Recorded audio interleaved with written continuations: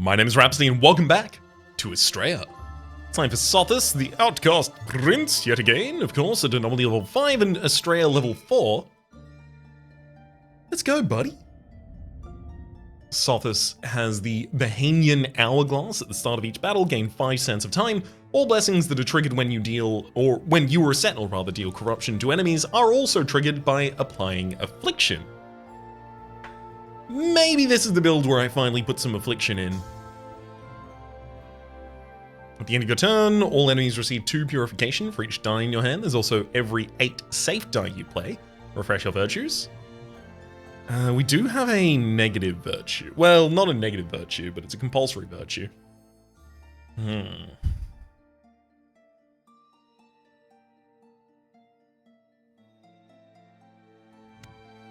Maybe I do like Cautious card here.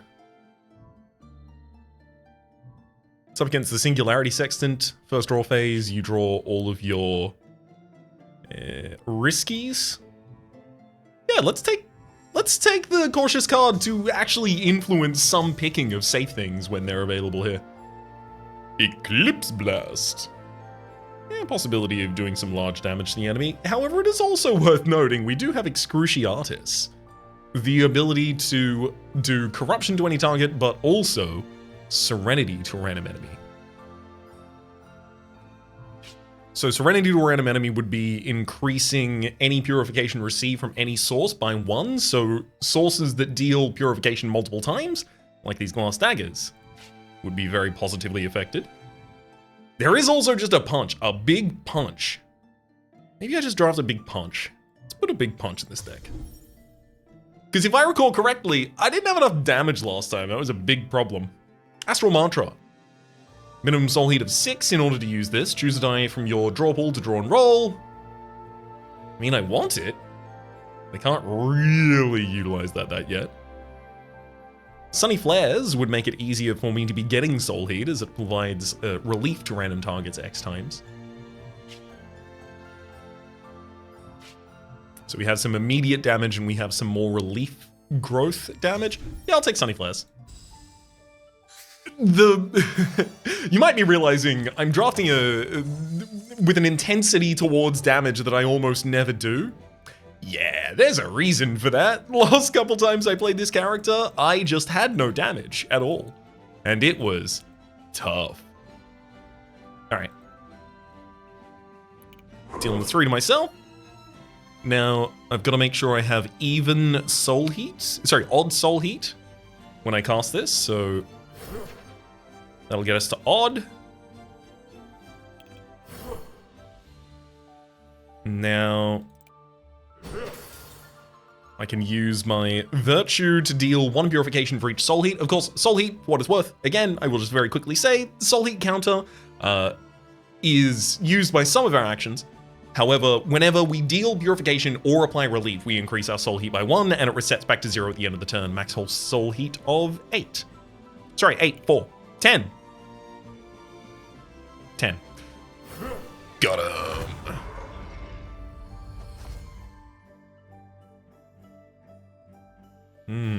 I could let the enemy damage me 2 more right now. Unlock my Sands of Time virtue. No, I can just play this safely. I don't need to do anything like that. And the enemy has one of their least impactful signs, so I'll happily leave them there.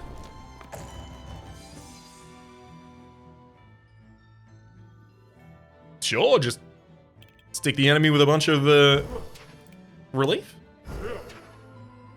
Happy to do so.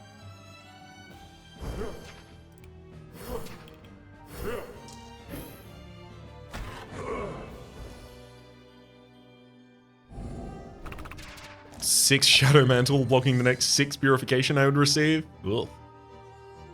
It's okay, but it's getting closer to oof. Okay, so I now have an odd amount. 1 more, now I have an even amount. Sorry, now I have an odd amount, rather. 3 more purification towards the enemy, and yes, I definitely believe we're going to be murdering you.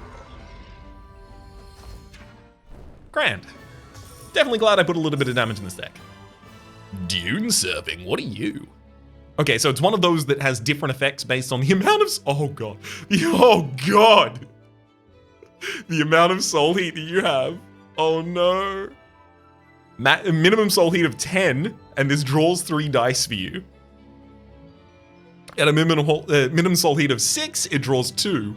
At a minimum soul heat of 0, it adds a paralyzed hex die into your draw pool. It's a compulsory one, so you have to play it. I mean, I really do want that. It's just not easy to guarantee that I would have enough damage to be able to utilize it. Oh, but it's so good. It's a really huge payoff for our soul heat. I'm putting it in the deck. Sand Shaping over here on the left. Even soul heat, deal 2 purification to any target. Odd soul heat, deal 2 light shield to any target, and increase your soul heat by 1. Nothing bad with that. There's also a Purify here and a Quick Strike. Quick Strike with the ability to draw as well as dealing damage to an enemy. Unfortunately, it also deals a large amount of Self-Corrupt. I would really like another... I mean, 1 light shield to any target, increase your soul heat by 1.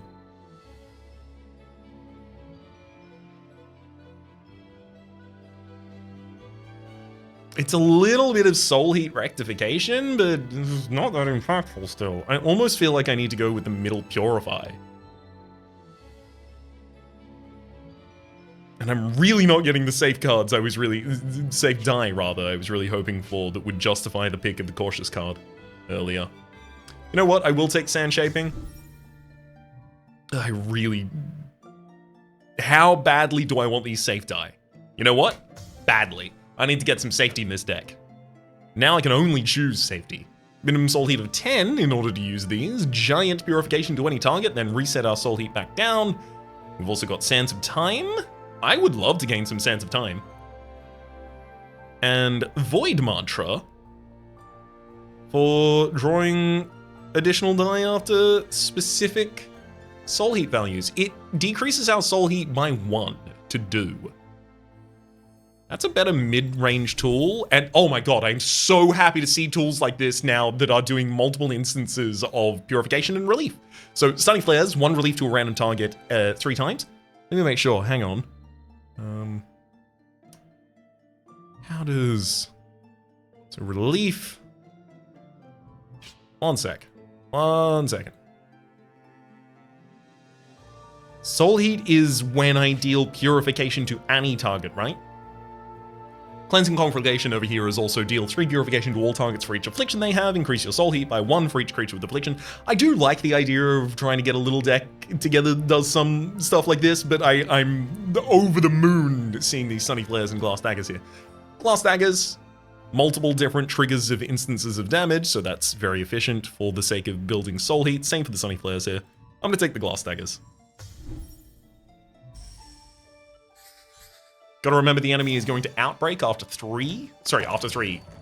Up 3. Oh, we did it! We've got Dune Surfing, and I actually will have a minimum soul heat value to utilize it effectively. 1 purification the enemy 2 times. 1 purification the enemy 3 times. Some relief to the enemy, and now I'll play this to draw 2. Unfortunately, that also sets me down, so now the Void Mantra is not going to be useful. That's still fine.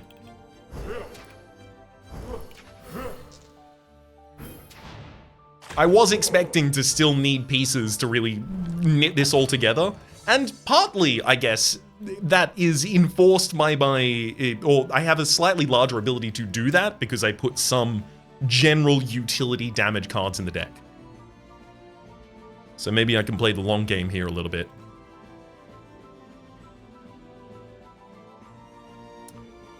Even soul heat. 2 purification to any target. Yeah, I'm gonna do that to the enemy.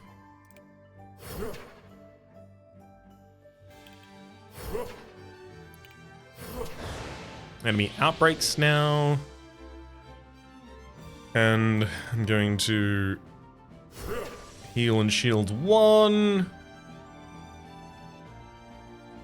And then deal another 4 direct to the enemy.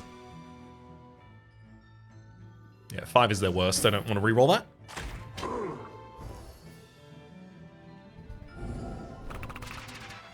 Oh dear, I'm covered in shadow mantle at the moment, which is going to make it hard for us to gain enough purification to heal.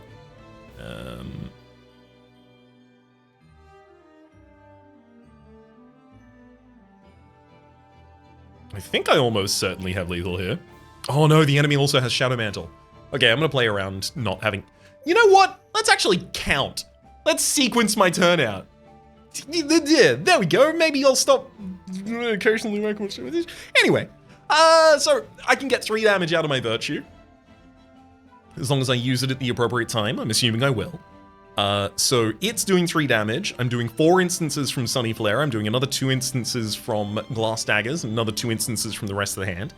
Which means I have a total of 9 damage that will be dealt at the end of the turn by my Scorching Sands Virtue, which is 1 purification for each soul heat.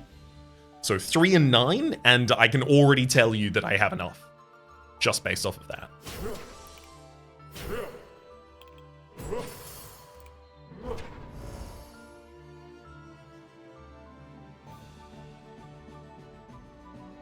Yeah, enemy only has 1 death blow, we're fine. Boom. Oh, I did Glass Daggers again!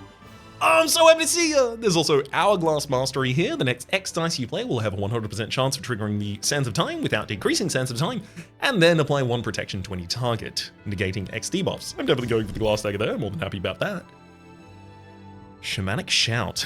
2 Affliction to any target, and you also get Astral Calling.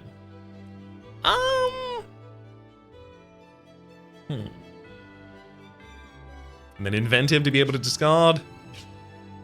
There's also just larger stacks of relief on an individual target. I think I'll skip this one.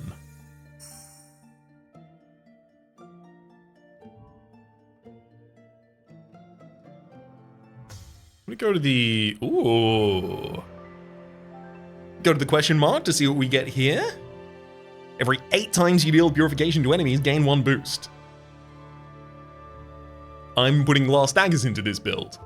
That sounds like a good idea for me. There's also whenever you would lose all chanting, all enemies receive 2 purification for each chanting you have, and then finally, every 3 times you deal purification, apply 1 light shield to a random target. Definitely the Cosmic Sandals on this one for us. Forge Shop, Forge Shop, Forge Shop. The thing is, like, I really do still want certain things from that Forge Shop. Like, I don't think it would be an awful idea for me to get another copy of Glass Daggers. Literally just dupe one of the ones that I already have in the deck.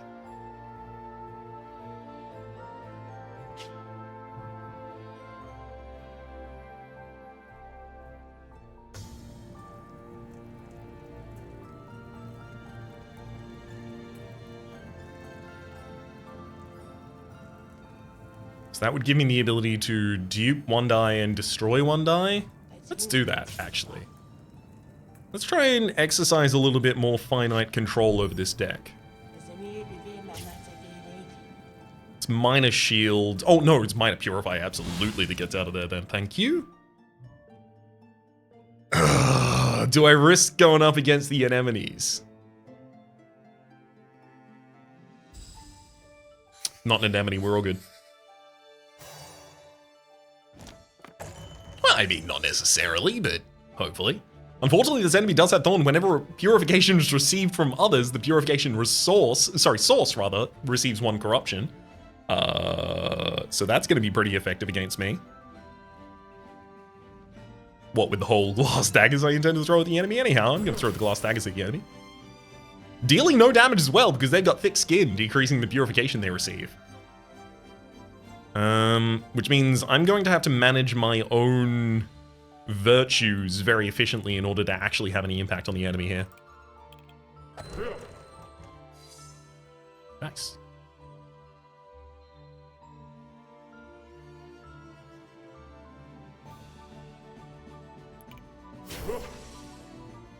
Okay, now I've got odd soul heat, so I can do 3 to the enemy for 2 damage to them.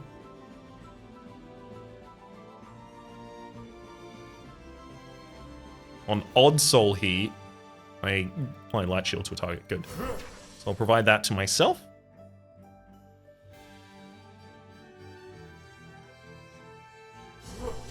And increase my soul heat so that I can do a hit for 6 to the enemy without taking damage back. And I re-unlock my reroll virtue at the start of this turn. Okay. Well, I definitely need to re-roll my glass daggers and hopefully see if I can get a better value on my Void Mantra. Oof. That's not how that one went down. Unfortunately, it looks like I will be adding a Paralyzed Hex Die into the draw pool. Oh, and I don't even have enough to be able to use my Void Mantra. Oh no, wait, maybe I will. If I take 3 instances of damage to the enemy, then I can use Dune Surfing, actually.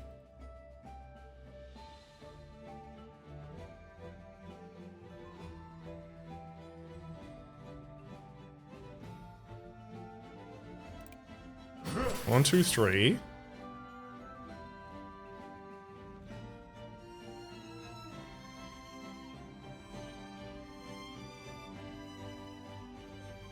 And then odd soul heat, I'll do purification to myself, I think.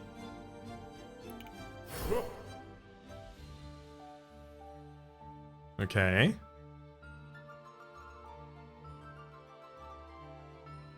Then send the punch against the enemy, re-unlocking that, and it's now also on odd soul heat again.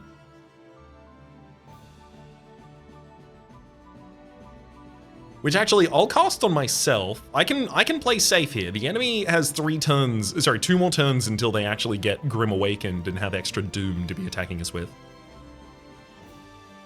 So if this odd soul heat I heal up, I then have 6 soul heat, so I can draw 2 die.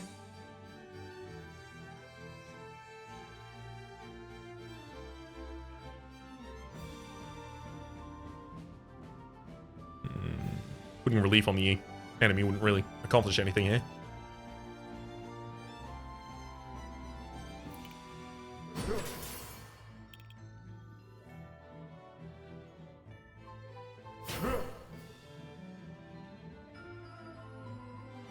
Enemy's gonna do 3, so I can heal back up.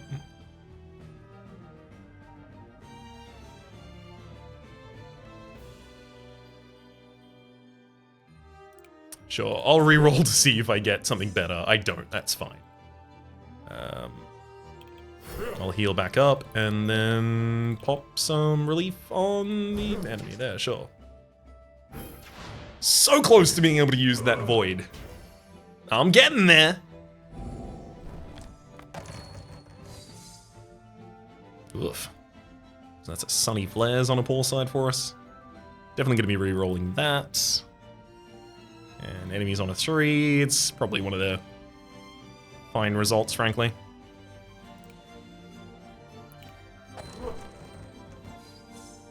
Nice, just a bunch of relief.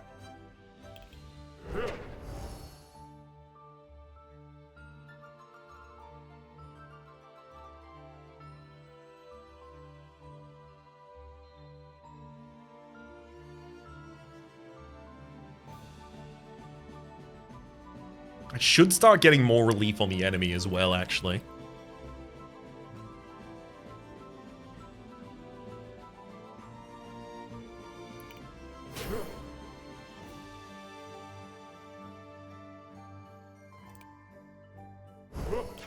Let's put even more relief on you.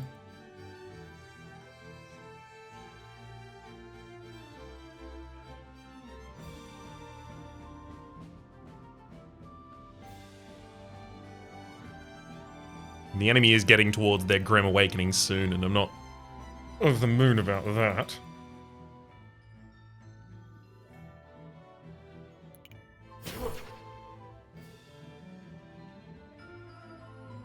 My soul heat would be 8, so I would manage to heal 6 after all of this, which does mean I would be able to re-unlock a bunch of stuff. That's good. Let's get 10 Sands of Time, and then heal back up. Both the Cosmic Sandals and the Cautious card are primed to pop off. The enemy has undergone their transformation and got additional Doom now. Oh man, these Glass Daggers are probably worst paired against this enemy. Woof. Unfortunately, Glass Daggers can only hit enemies as well. Let's try and get the relief. That didn't bounce back, that's fine. I'm going to use my odd soul heat to purify myself.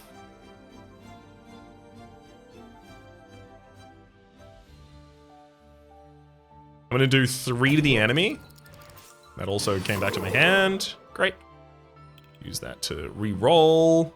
And then I'm going to self-heal by 3. And then I'm going to do 3 to the enemy again. So the dealing anything to the enemies with these glass daggers at this point is literally just a way to increment my relief so that I can still do a bunch of damage with my virtue.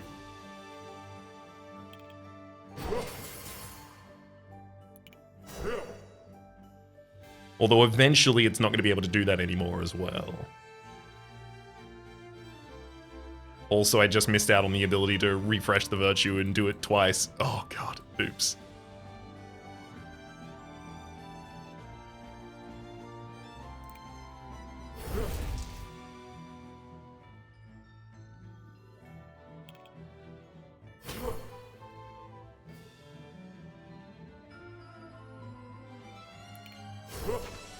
Okay.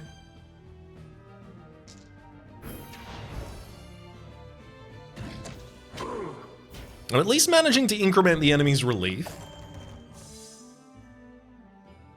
Okay.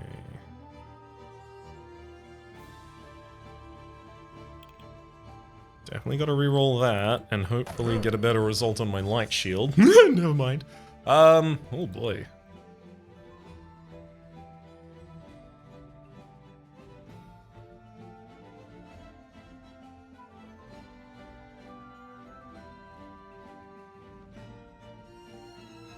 Okay, 7 to the enemy. Take my Sands of Time and then heal with the Virtue.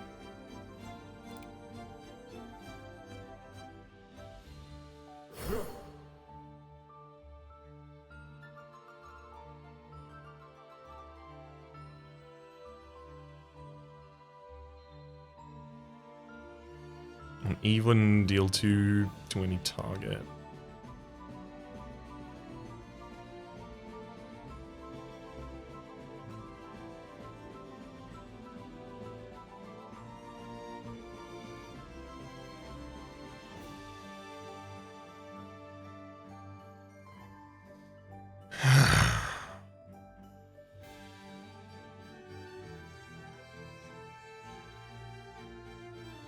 Trying to find a way whereby I live.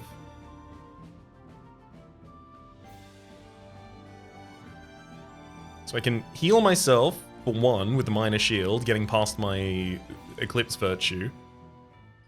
And then I can damage myself in order to re-unlock it, and then I can use it to heal myself again, which gives me 2 more increments to the Sands of Time Virtue.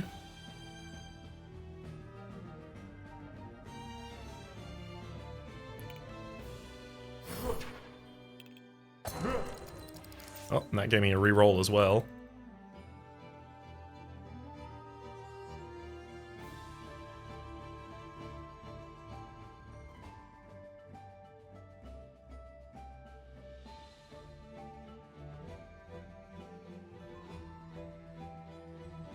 Let's use this to heal 3 to myself.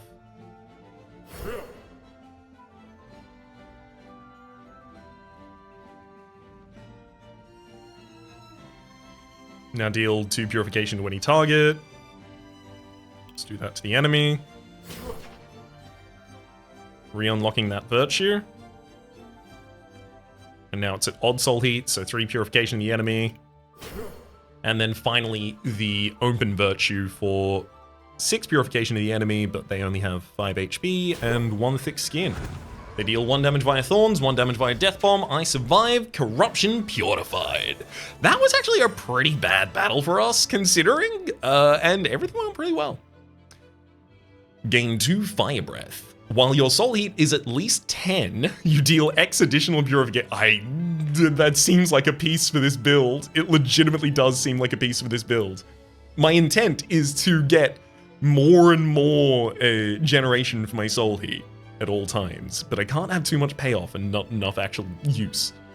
Wicked Chanting, we're going to be ignoring Chanting for this run. It's the thing that you need to lock yourself into in order to maximally utilize. Gain 3 Flammable Chakram. Whenever you deal Purification, apply X relief to that target. At the start of your turn, decrease Flammable Chakram by half. Yeah, not that bad. Just got to give Affliction to everyone a couple times. I'm going to take a Fire Breath. Sandstorm. Deal 2 Purification random enemy X times, where X is your soul heat. Then reset your soul heat to 0, so it doesn't just increase your soul heat again based on the amount it's expended. Astral Mantra. Being able to draw out a very specific thing. I think I'm going to skip on this one. Whenever an enemy dies, reroll, that enemy receives 3 Purification. Whenever you receive Purification from Relief, a random enemy receives 1 Purification for each Purification that exceeded your Corruption meter. Not that bad. While you have 6 Corruption on your Corruption meter, you deal 2 additional Purification. I'm going to take that because it's going to give us a lot of utility with dealing ridiculous amounts of damage with those glass knives.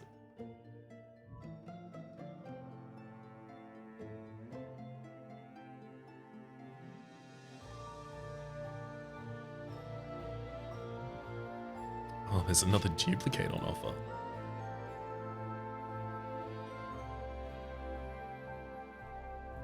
I'm gonna go get another glass knives. I'm gonna destroy a minor shields and dupe a glass knife.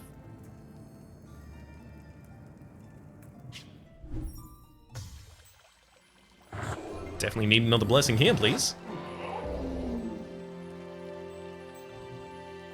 I mean, I have been actually collecting a lot of dice so far. I've turned down like 3, maybe. Every 8 starter die you play. I don't have that many stated die left in the deck. Maybe it is Dicesmith Helmet at this point. Every 30 dice you have in your dice pool, increase Purification received by enemies by 1, and for every 5 additional die, increase Purification received by enemies by 1. So it actually gives significant scaling to glass daggers. And I am gonna just continue loading things into this deck. Yeah. Dicesmith Helmet. Unfortunately, it's another thing that's not gonna pay off for a while. But I am, I think, doing okay at the moment.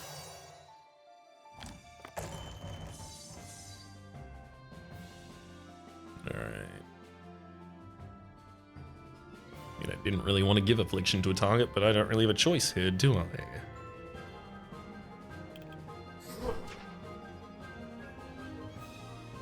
Issues with that Affliction receive. Corruption at the end of their turn. Yeah, that's going to have to be on me, unfortunately. I can't give that to the enemy and then have them just start healing as well as incrementing Unholy Mist on all of us. Both of us, rather.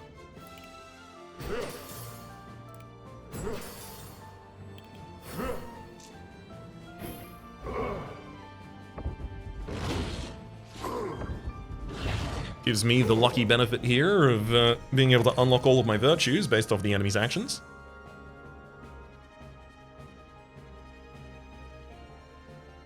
Alright, let's use this reroll.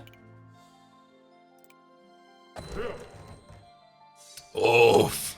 Bad stuff. Didn't love that. I am at 6 on my corruption meter, so I should make sure that I start throwing things at the enemy now. Let's get the Sands of Time before I throw my glass daggers.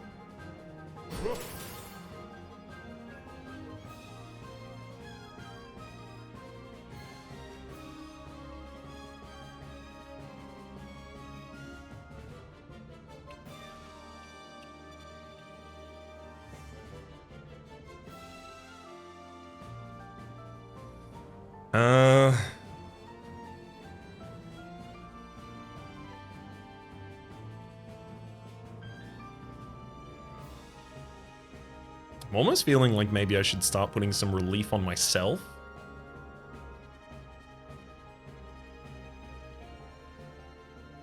Because otherwise I'm going to have difficulty when I do draw hands of mostly glass knives. So now I've got an odd value for my virtues, so I could heal up by 3. I think that might be a good idea.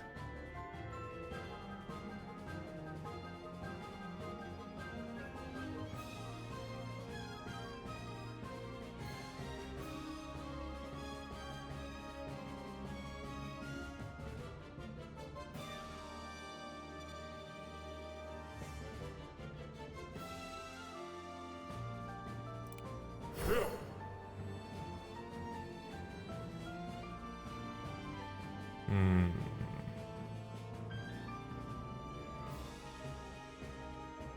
gonna deal 3 to myself as well. Because then I can still increment back to an odd value for this. I give myself 1 more relief. Oh, which also rerolled itself, neat. I heal myself by 3 for full safety's sake. Relief is better when it's stacked on a target rather than distributed. So I'll provide 1 more relief to myself, and then I'm going to hit my Scorching Sands virtue, which will trigger the Cosmic Sandals. I'm going to get to draw 1 additional die next turn.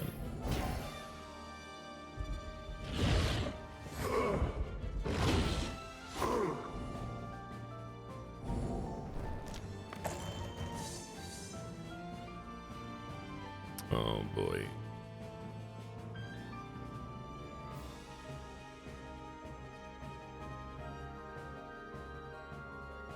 Void Mantra is basically on its best side, which doesn't help.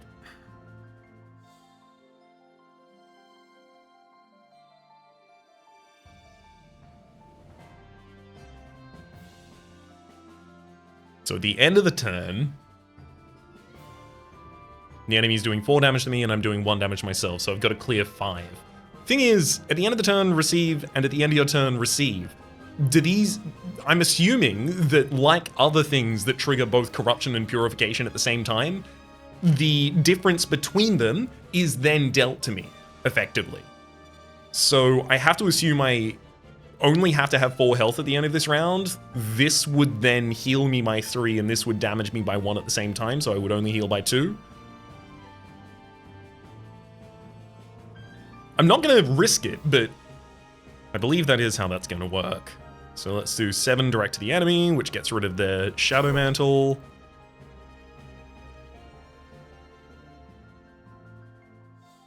Also going to be re-rolling my Glass Dagger. First 2 Purification are blocked as well. So I do need to actually self-heal with my Virtue, I believe.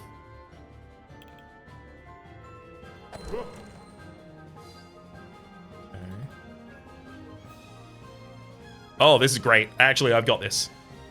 Let's do 2 to the enemy.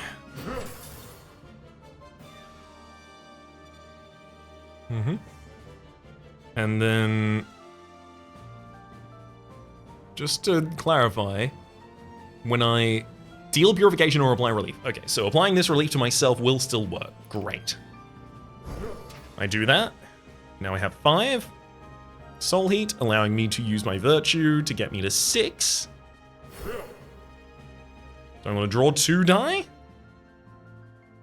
The Void Mantra also says only decrease your Soul Heat by 1, and it chooses a die from my discard to draw and reroll. So if I drew a Glass Dagger, worst case scenario, I still just get to cast the Dune Surfing afterwards.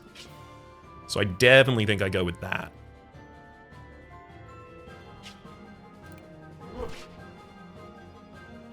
And it's also another safe play as well. Yeah. See, this wasn't incredible, but I still get to hit the enemy for 1 purification, which allows me to draw 2 dice.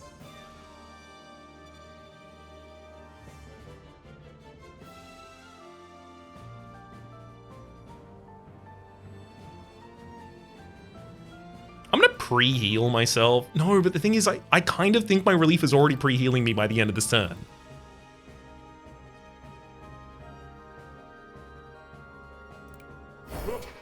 Damage the enemy and re-unlock all of these.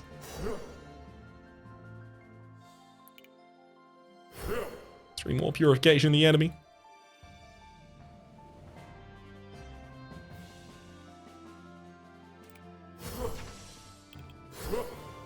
And use 1 more for way more safety than I actually require. Okay, so the end stage of my turn, yeah, I did end up just going back to the full heal anyway. Got it. So I was right.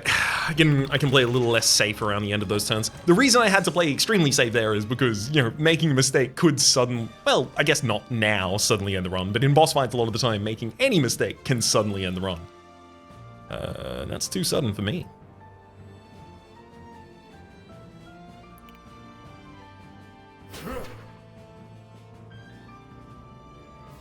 Definitely want to reroll that from the enemy. And that's kind of bad too. Oh boy! One of them got better, one of them got way worse. Another 3 purification the enemy. I'm gonna keep up the relief on me. So the relief is mainly a support tool for my own HP.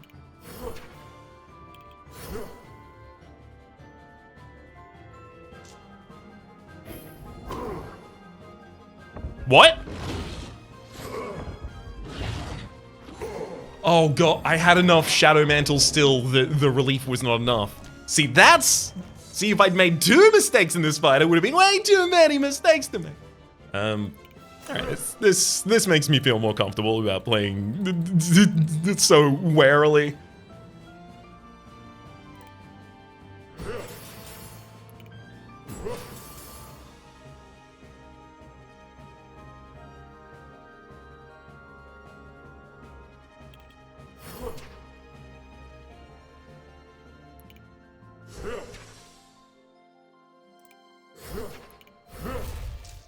I got it! Up to 10 soul heat! Woohoo!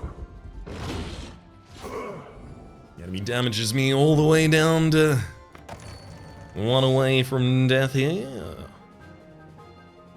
Let me use my Sands of Time. Gain a fire breath. When your soul heat is at least 10, you deal X additional purification. I do have the Sunny Flares for 1 relief to a random target 4 times, which definitely goes next. Increments my soul heat a decent amount here as well.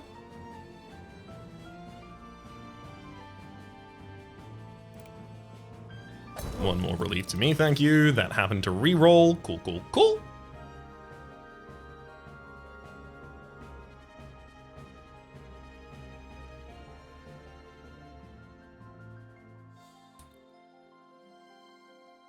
Still gonna make sure that I'm healthy enough to actually kill the enemy.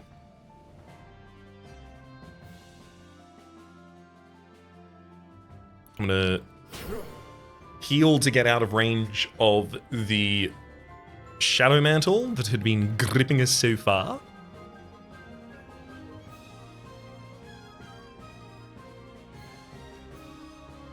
I have the ability to draw 3 die at the end of this turn as well.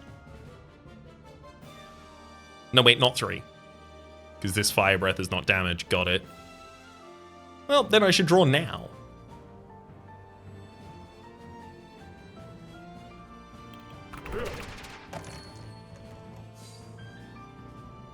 Ooh, draw anything I want from the discard pile? Hell yeah. There'll be things in there that I want.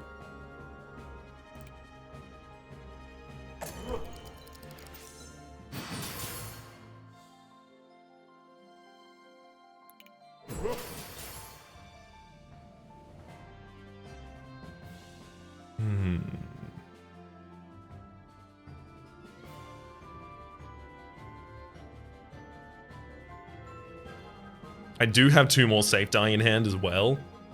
So I can... Oh no, I can't get there. I need 1 more safe die after that. Actually, but... No, Glass Daggers isn't one. So if I pull back the Fire Breath, actually... That would give me a reload. Means maybe that's what I do. Use my Void Mantra to pull back Fire Breath. Great.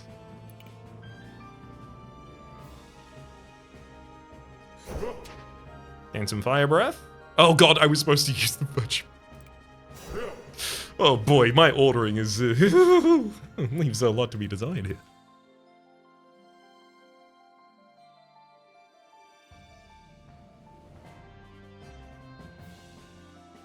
I'm still almost certain that, like, I'm fine, but I can't make a mistake. It's Shadow Mantle. Sorry, that's the Unholy Mist which gives me Shadow Mantle. It's not Shadow Mantle itself. So as long as I have any health this round at the end, I should be fine.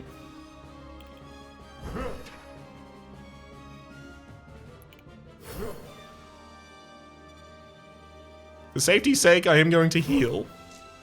What?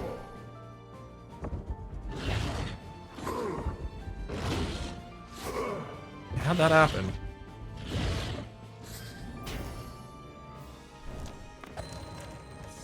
I still had damage after the end of that round. How did that happen? Oh. Oh, okay. So... The Unholy Mist is refreshing my Shadow Mantle right before the relief. I think what's happening here is that the actions are taking precedence left to right. So the Affliction is dealing a corruption, then I'm being provided X amount of Shadow Mantle by the amount of Unholy Mist I have, and then I'm getting relief after that, which is wiping out a lot of the time the Unholy Mist. Or rather, the Shadow Mantle from the Unholy Mist. But yeah, it does mean that I actually did need to play a lot safer there, as it turns out. Woof.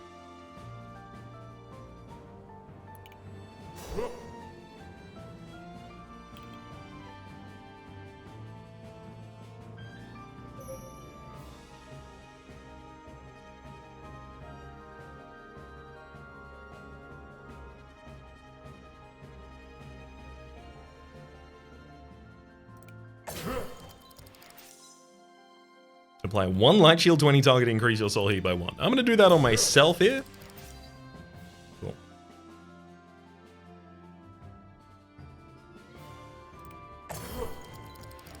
Just to try and make sure that I have soul heat.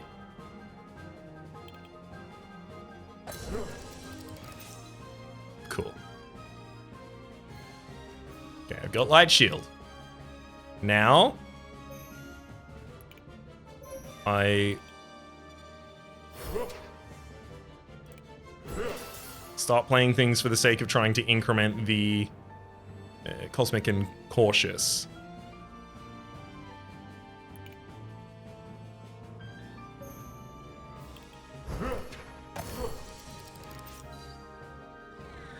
Got him, no more enemy.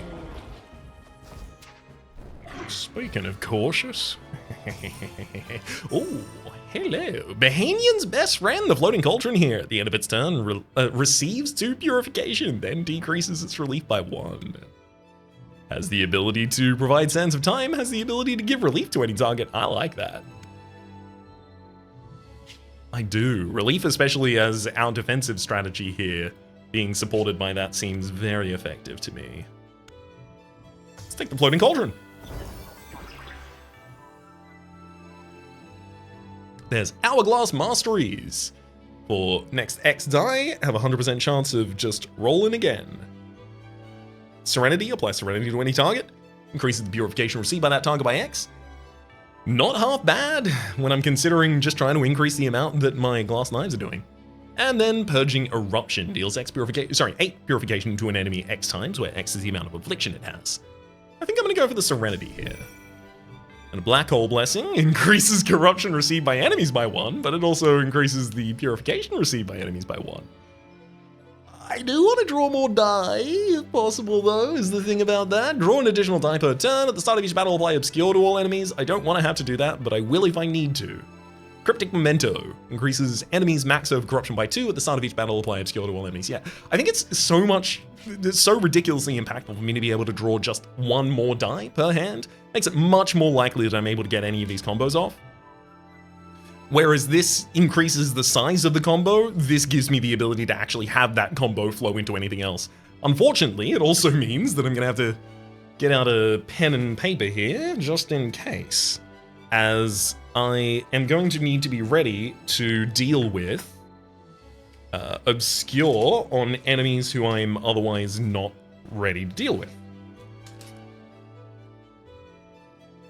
Alright. Sorry, which is to say, enemies that have troubling overcorruption meters and overcorruption management over the course of their fight, I will have to manually track. Which is fine. If it's what I gotta do to use it, it's what I gotta do to use it.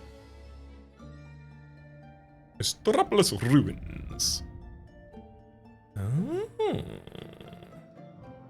The destruction. I do want to include more die in the deck. Ooh, 2 more safe die and then a destruction? 2 more safe die and even then money, though.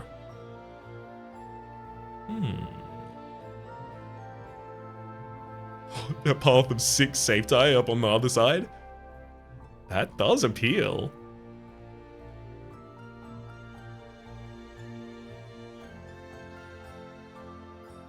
It feels so weird to choose 2 save die rather than go to an event, though. Event or ambush.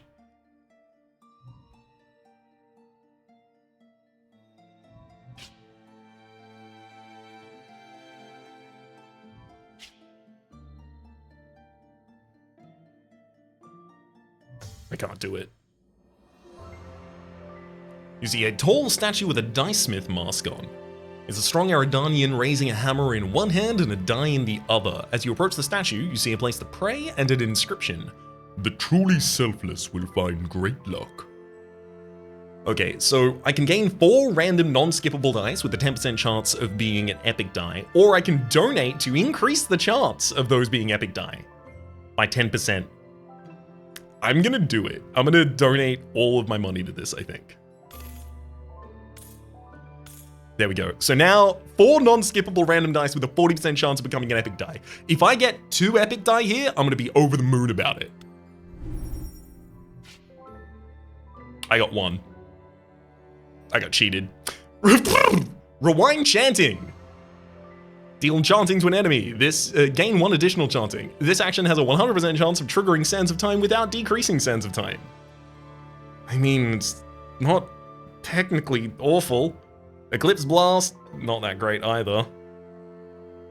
And Quicksand Decree, gain X Sands of Time where X is the amount of chanting you have plus 1 and then gain 2 chanting. Are we really doing this to me?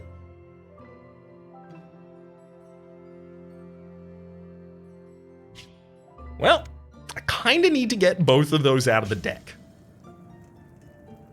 It gave me another copy of Dune Surfing as well, by the way, which I'm not thrilled about. What's the epic it include? Oh, it didn't even include an epic! The epic I saw was my base epic that I already had in the deck. Oh, I'm so mad. Oh, I'm furious. Yeah, it's the Serenity I gave you 300 just for you to flip me off and walk away. How dare you? I'm getting rid of the Quicksand Decree. This is not a chanting deck and it's not suddenly about to become one. Oof, that was a lot of resources expended to no end. Alright. Let's gain 10 Sands of Time before I do anything here. Oh, the enemy's intending to silence me. Sorry, stun me, rather, for 3 turns. Stunning me for 3 turns isn't as bad. You know what? That rewind chanting just giving me 6 damage to myself right now is not half bad either.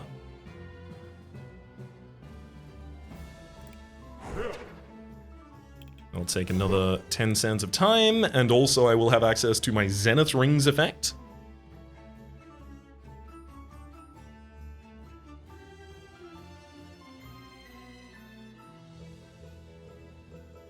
So I'm gonna do 2 additional purification with each of these Glass Knife hits.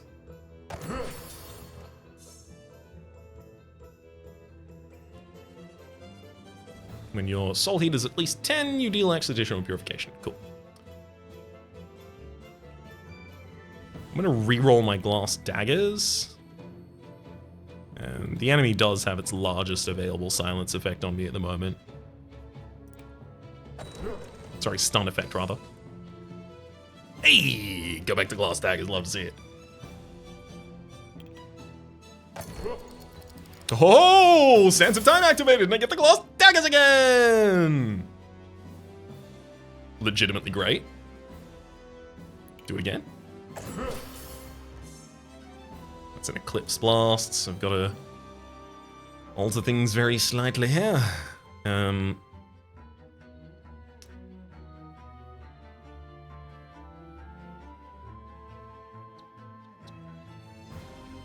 I'm thinking like at the end of the turn, if I just use my Virtue for self-healing, I'll get back to a good position. But also, next time I play a safe die, I'm gonna refresh my Virtues. So, I should throw some stuff, I think.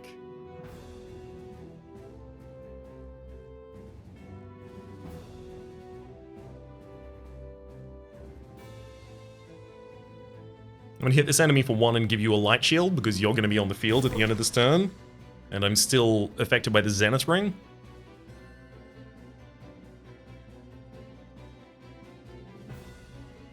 Okay. And then I can go for Oh, but you have Death Bomb as well. That's gonna be a problem.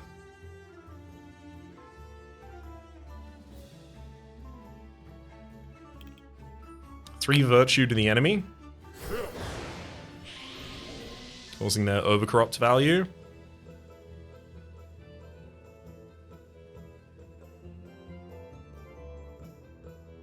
Then I can deal a full heal to myself. Getting to 9, which is again an odd soul heat value, so I can use my Eclipse Blast for 6 damage. And now when I play my next safe die, I refresh the virtues. I gain Sands of Time, but now I have enough Sands of Time here as well. Sorry, not Sands of Time. It's Soul Heat, to be able to just deal damage directly to the enemy. Ba-boom.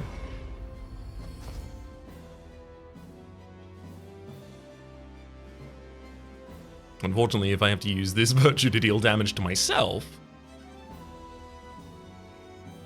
I will just re-unlock it and have to deal damage to myself again, right?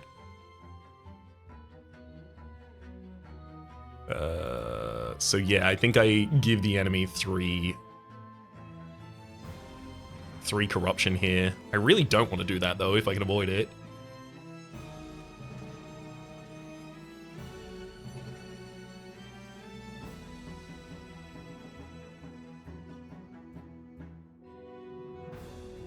I guess I could target my Floating Cauldron instead, if I was really desperate. How desperate am I?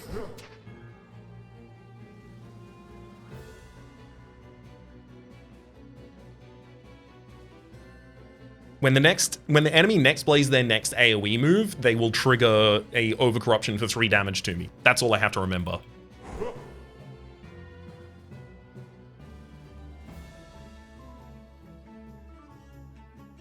Okay. The relief came back, even more. Although that virtue was going to re-unlock anyway, so I'll roll it to see if I get higher relief, and I do.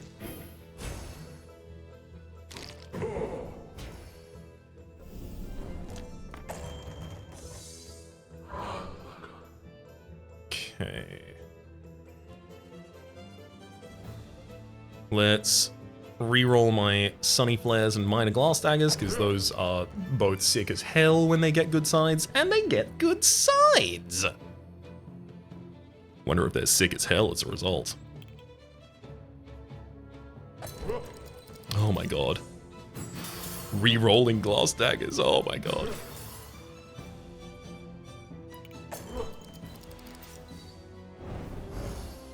Ooh, all of that relief on me as well, thank you.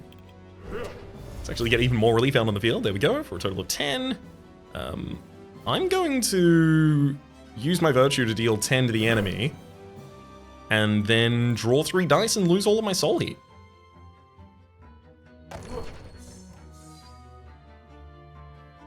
One of the dice I drew was Dune Surfing, which is great.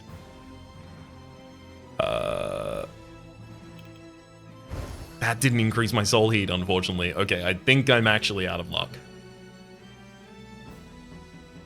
I think this turn ends sooner than I wanted it to.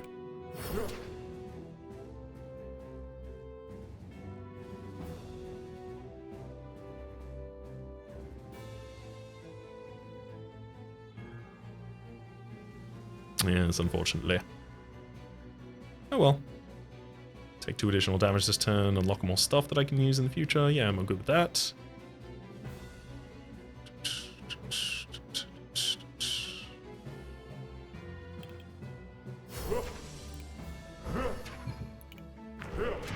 And unfortunately I have to give myself a paralysis draw there.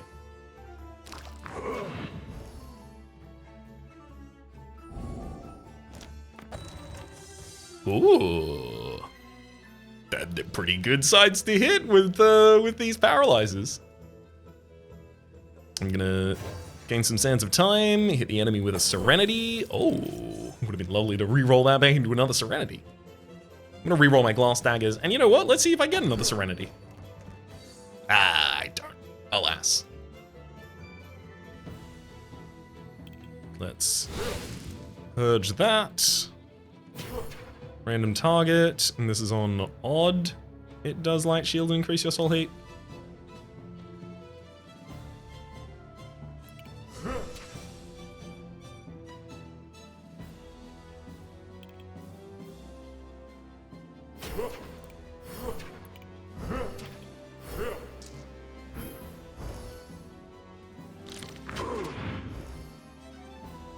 Alright, I'm pretty confident we've got this one.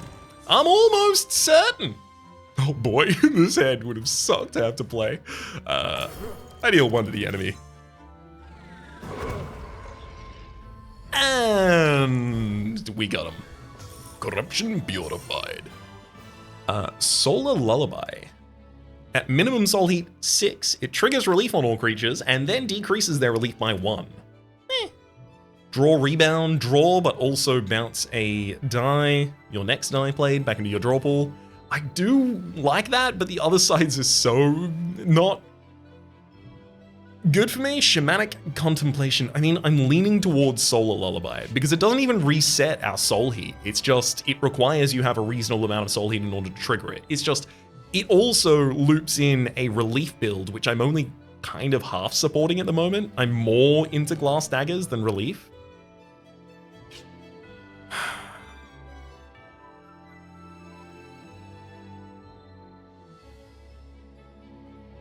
I'm gonna have to take money. I really wanted to be able to take something there comfortably, but don't think I could have. Choose any target that has relief.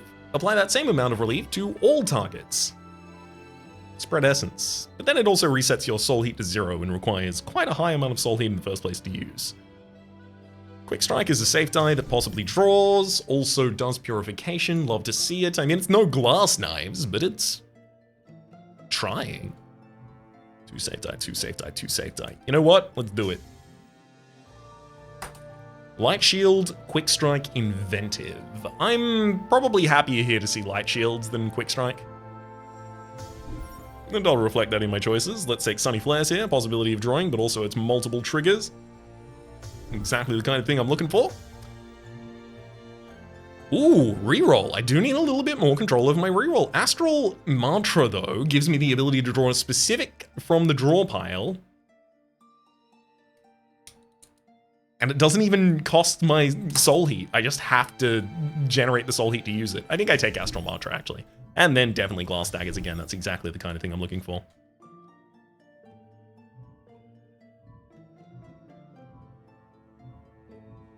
I'm feeling pretty good about this Dicesmith helmet. It's not active yet, but as soon as it gets active, it's going to be cool.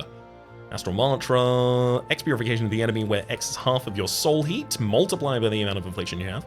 Take an Astral Mantra here. I'm more than happy to take reroll. Urging Eruption. Yep, let's take the reroll. Hard battle. Oh, it's the Hevelier's fight.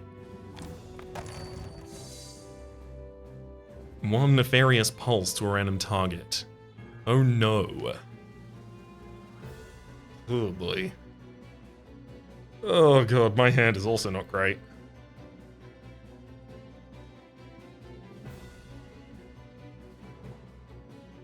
Alright, well, I'm gonna deal Chanting to an enemy. I do have to take these. Applies Nefarious Pulse to a random enemy. I mean, if I wait to kill the Corrupted Assistants until they have a reasonable amount of Nefarious Pulse, that's probably the slowest I can take this combat for the sake of the enemy.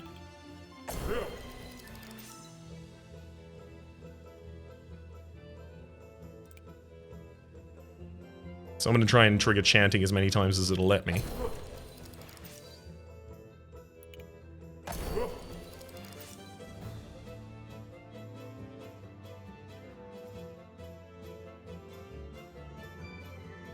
The possibility that I could just reroll this and have to lose a heart is really mortifying.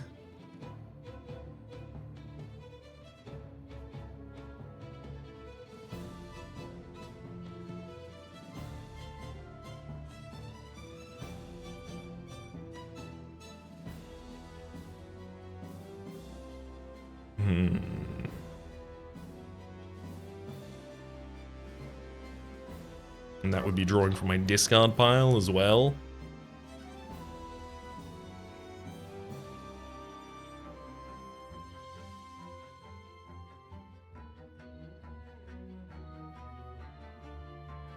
Okay, I have the ability to save myself from the worst outcome here. That's fine then. Let's deal 6 self-damage and gain 10 sands of time. I'm not looking to take out that Corrupted Assistant, by the by.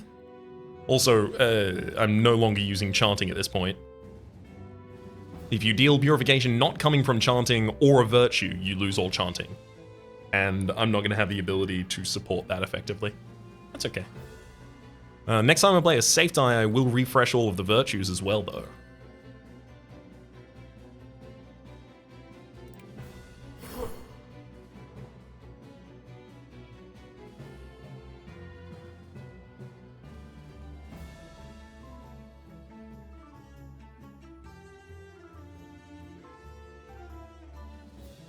Let's give you...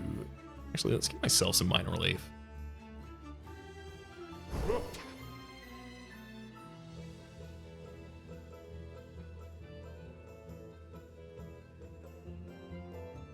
I don't think I want to reroll my glass daggers. Or the floating cauldron die, so now is time to send out the virtue.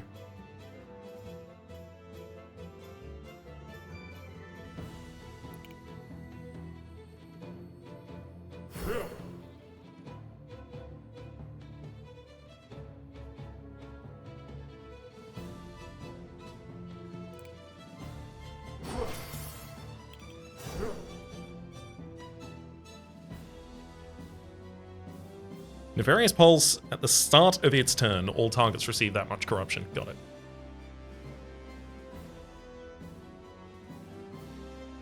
I'm drawing specific from the discard pile as well. I'm gonna draw...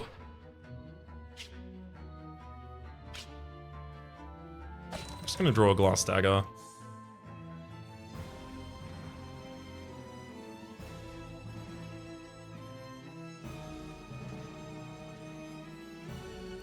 Deal 5 to the enemy.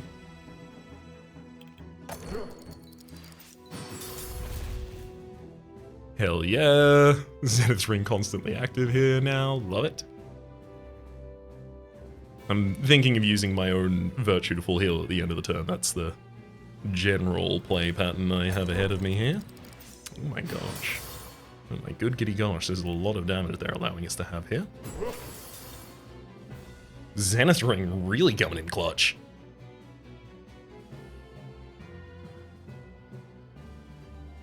Well, now I really want to use my Virtue to deal damage to the enemy, because if I deal damage to the enemy, I get one more boost, drawing an additional die next turn. Sure. I'll do that. And I'll use my 5 relief to heal out of this position. Considering this reroll is coming back anyway, I might as well see if the enemy does no damage instead of 1. They still do 1 damage, that's fine. I heal back up. Nefarious Pulse goes off.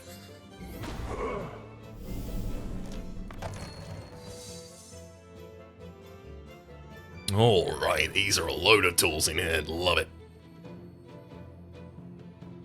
So, first things first, this Quick Strike's looking pretty tough. Let's re-roll the Quick Strike as well as my own Sunny Flares.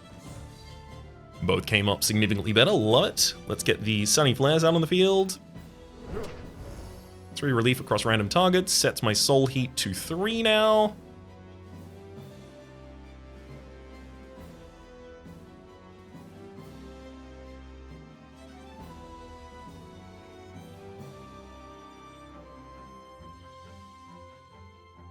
Use that Soul Heat of 3. Directly against the mainline target enemy. I can get up to 10 here, right? Yeah, I can get up to 10.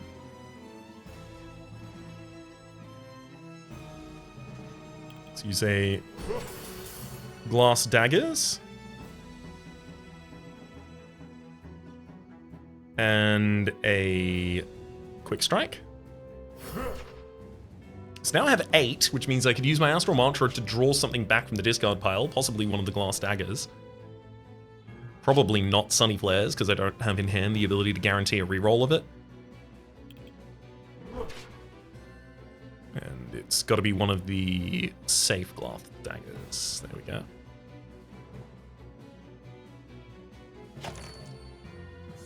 Woof. Worst available side for it. Thankfully, it doesn't matter.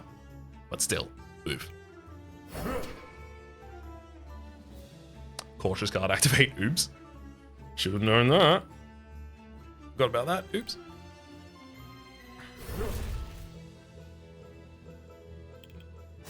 Got my 10 soul heat now.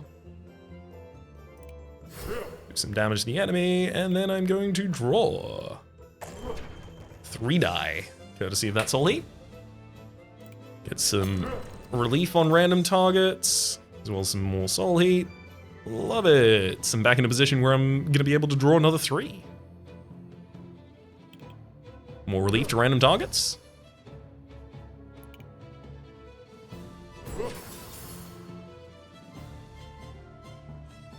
On an odd amount, apply 1 light shield. Okay. So I'm going to self-heal, and then get to an odd amount where I can use this to gain light shield as well as increment my value back up to 10 soul heat. And then draw another 3. Oh, I also got the Sands of Time, giving me the Dune Surfing itself back.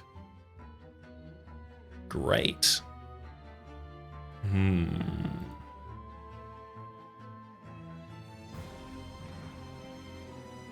I'm 1 short of being able to activate Astral Mantra again.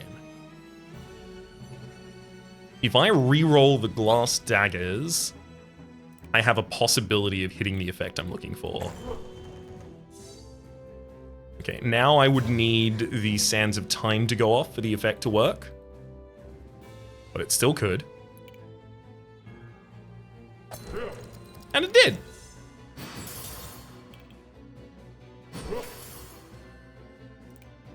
Sands of Time there a bunch of... Oh my god, we got it back again as well. Neat. Sands of Time there a bunch of times, using Astral Mantra to draw from the draw pile at this point.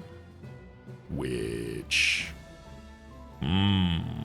doesn't contain everything I want to see from it. Maybe I take the Dune Surfing now instead.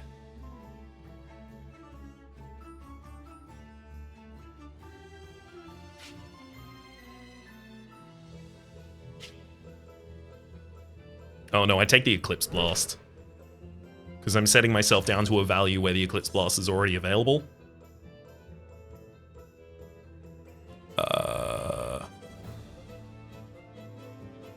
I guess I'm doing that later. Let's do the draw effect. Woohoo. Provide a Serenity to the enemy's mainline body and reroll that die. Odd. Gotta get it. Set the enemy to odd and then deal 8 damage to them. Next time we play a safe die, I'm refreshing all of our virtues again.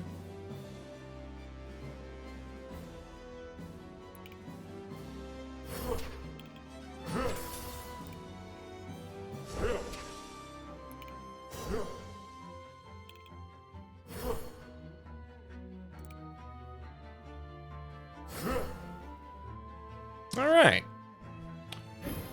Your turn, buddy. You've got 1 HP. Unfortunately, the enemies will do some healing, courtesy of the Nefarious Pulse. However, I believe I've set myself in a position now where I pretty much just have solo control of the fight. It's an absolute solo controller. Let's see if these glass daggers get a slightly better result for our sake, and they do indeed.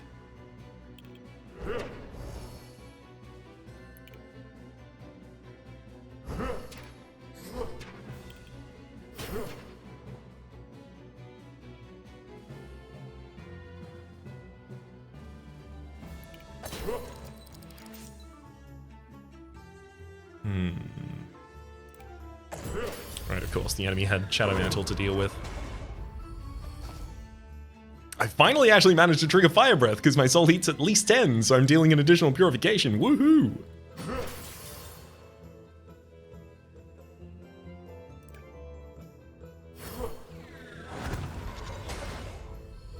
One more enemy down. Even soul heats 2 purification to any target.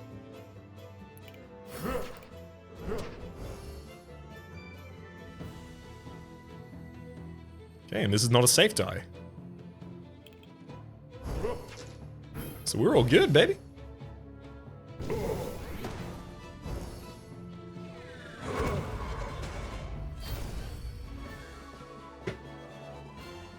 Enemy got, and we get 100 of the star shards. We also get a die draft, and we get a star blessing after this.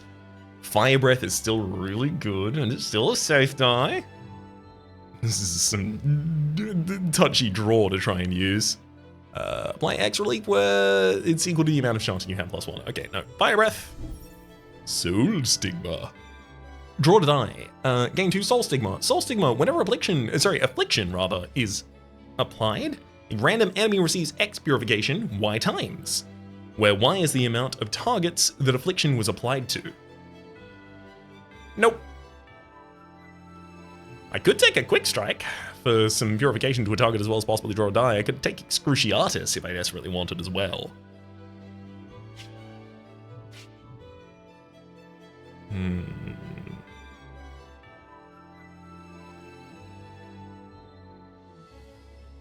I'm almost leaning towards Excruciatus, because I can deal the corruption to any target.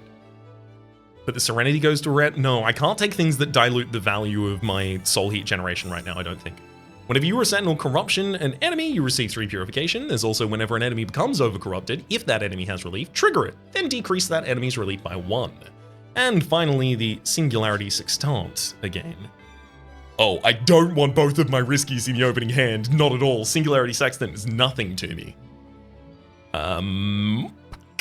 Sure, Redemption Flail.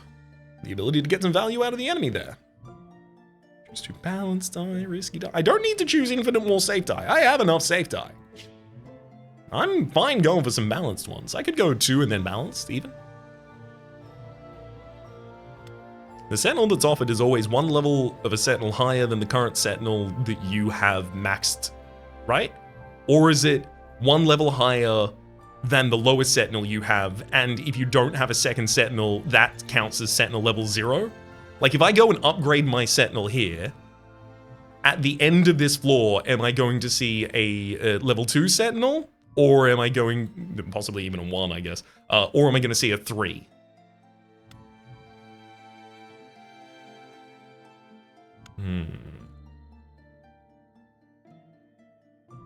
I'm gonna go to the event or ambush. You see an old figure carrying a large backpack. It's an elder Noctuan. He starts speaking. Hello, daring traveler. I see you have a long journey ahead of you.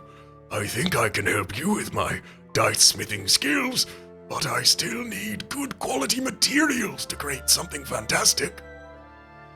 I'd have to destroy 3 non-starter die in order to gain an epic. It is worth noting, I still have a couple of chump boys in here. The rewind chanting and...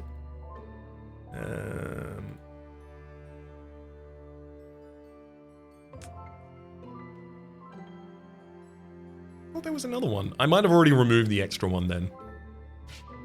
I could also just destroy that for 100 star shards though, which is pretty appealing as well. I really wish I had 10 more gold at this point. If I do this, I would get to 290, which means I could go to the shop and I would be able to, if I had 300, I would be able to buy a level 2 Sentinel as well as upgrade mine.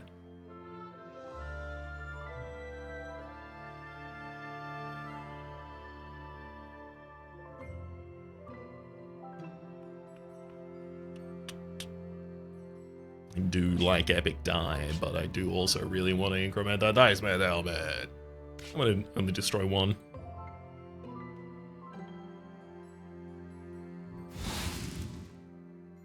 You try to bargain for a new deal. The dice smith seems reluctant, but eventually accepts your proposal. I accept it because I'm feeling generous today. Oh, just give me the dice and I'll take a look. The dice smith dismantles the die in a few seconds and takes away some invaluable components. Piece of cake! It wasn't challenging at all, but it is better than nothing. Excellent. Out of these next 2 dice areas, I would only have to draft 3 of them. Yeah, I'm happy with Sands of Time. Auspicious Chanting. Draw as well as deal chanting. I do like it, but it's not a chanting build. Sands of Time. Refreshing Mantra. Refresh your virtues, but it requires a minimum soul heat. Love it. Exactly the kind of thing I want in this build. Precision Mantra.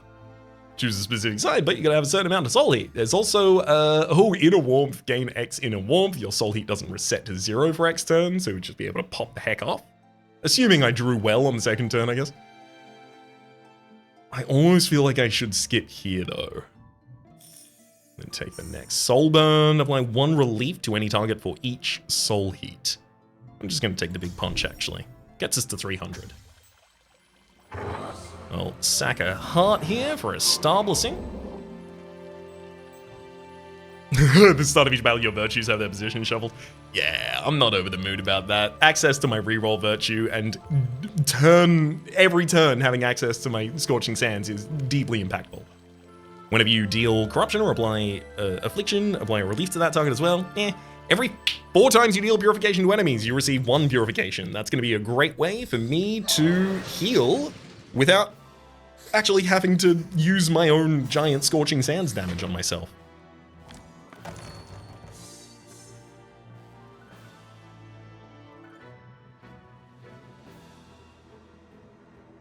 Ooh, Astral Mantra. So I can draw anything I want out of the draw pile, basically. Thinking I'm going to do 3 damage to myself. First off here. Oh, God. It's going to be... it's probably beyond me to track the enemies for the sake of the obscure. 1 doom to all targets. That's pretty bad as well. Whenever I play a virtue, apply 1 doom to a random target. After the first turn, I can't see its over corruption meter. Okay, so if I take 3 here, I unlock the ability to reroll. I can reroll the glass daggers, which is probably the only one I really care immediately to reroll. But it does get significantly better.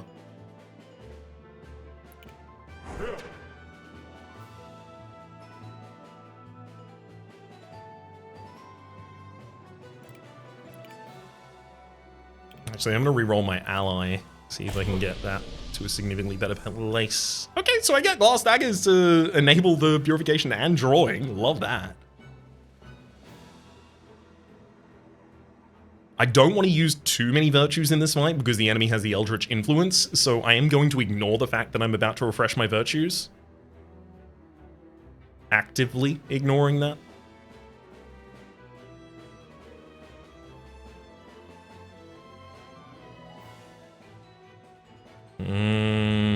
Actually, I'm not going to do that just yet.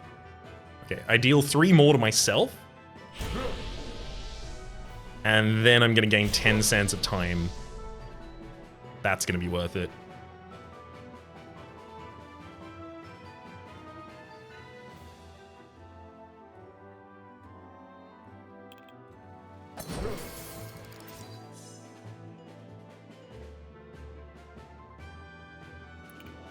Ten more Sands of Time.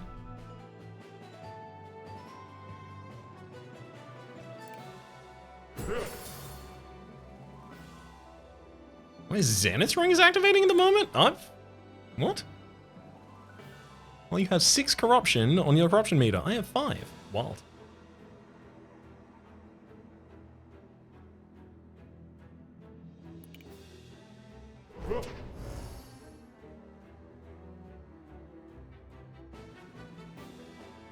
Heal back up. And then I've got to draw from the draw pile.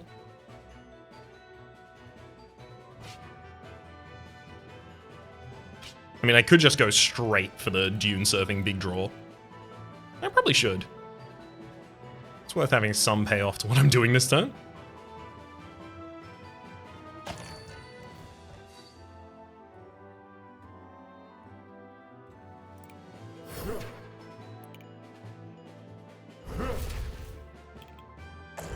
Draw 3. Oh, cool! I can use the Eclipse Blast effectively here. Love it. 6 direct to the enemy, another 7 direct to the enemy. Put a relief on him, even more relief on him. And then finally, I'm gonna hit you with the Scorching Sands Virtue. Woof.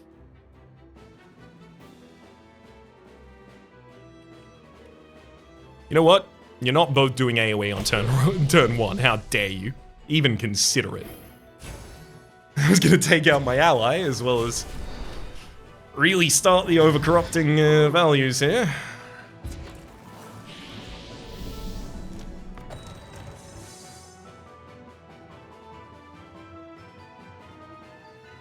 Okay, I can definitely get to 6 for the sake of my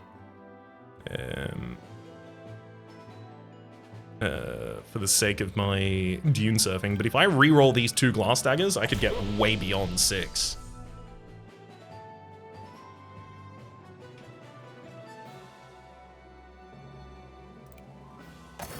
Seven. Ooh, and it re-rolls an 8. Hell yeah. Do some glass knife action.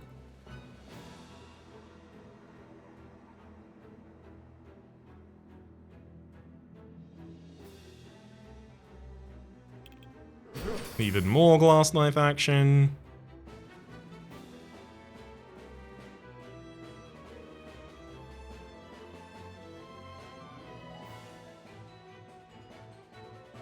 Okay, I've only got 4 more instances of damage I can actually do here, so I'm gonna only get 3. Sorry, I'm only gonna get 2 die from dune surfing.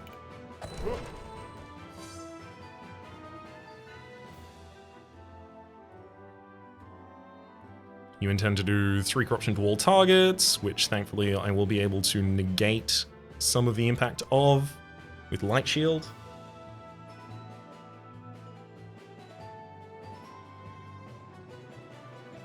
I have 3 safe die in hand. If any of them throw themselves back to my hand, I can refresh my virtues.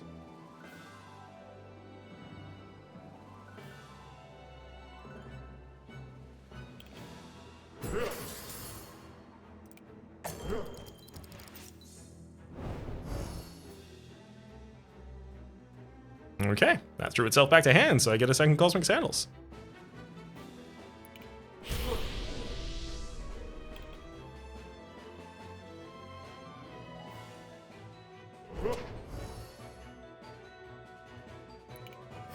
Hey, direct to the enemy.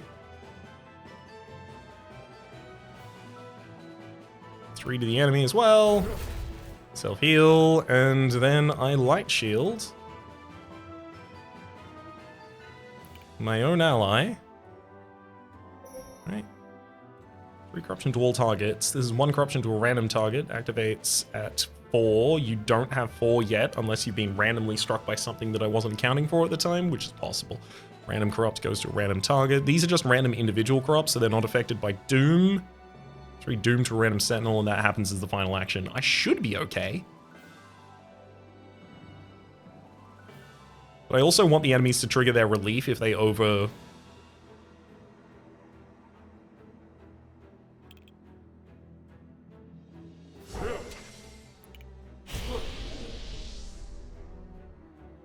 Rerolling yours. And miss.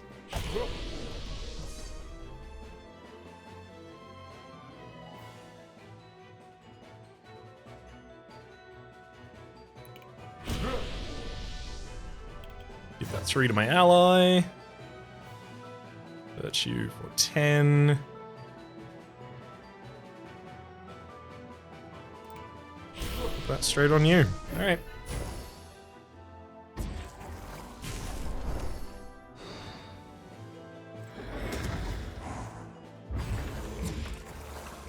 And they managed to overcorrupt. Ooh! I think the mainline enemy, the Doomed Astronomer, may have even overcorrupted there. Oh, that's a 7 corruption in AoE. Really don't like that.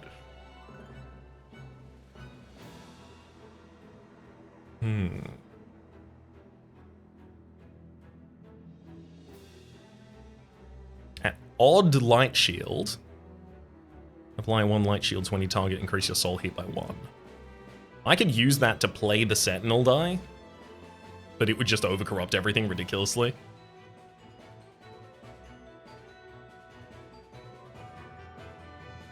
Can I generate 6 with my hand? Yes. I can't generate up to 10 though.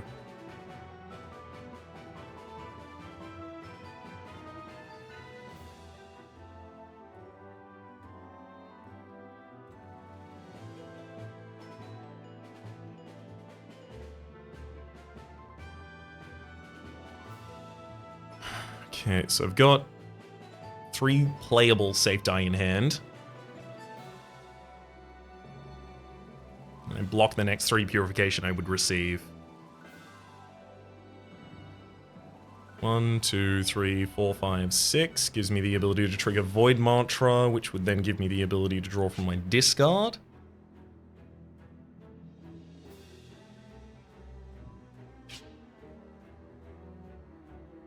Honestly, I want to draw something that allows me to reroll.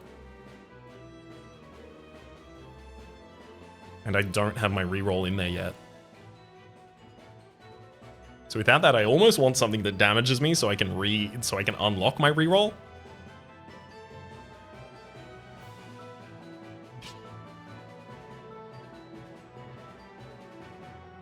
But re-rolling a 7 with a 1/3 chance of just getting that same 7 back is not a great strategy.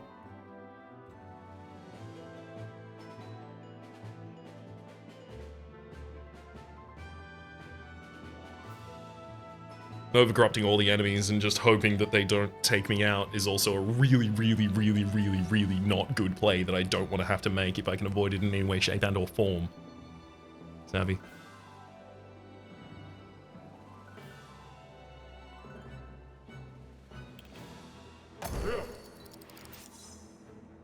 Okay, good trigger, Sands of Time, good trigger. You do that on a glass knife? How dare you not? That's just rude.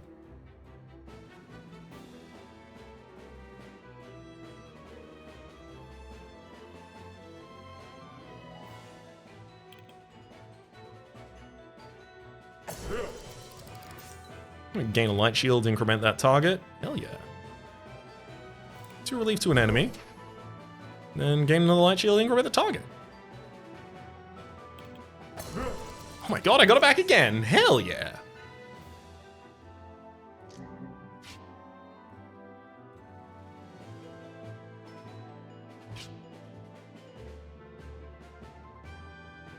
I'm gonna use Void Mantra, and it does pull itself back as well into the hand. Hell yes. In order to draw into a Dune Surfing. Then gain another light shield and increment so that I can use the Dune Surfing.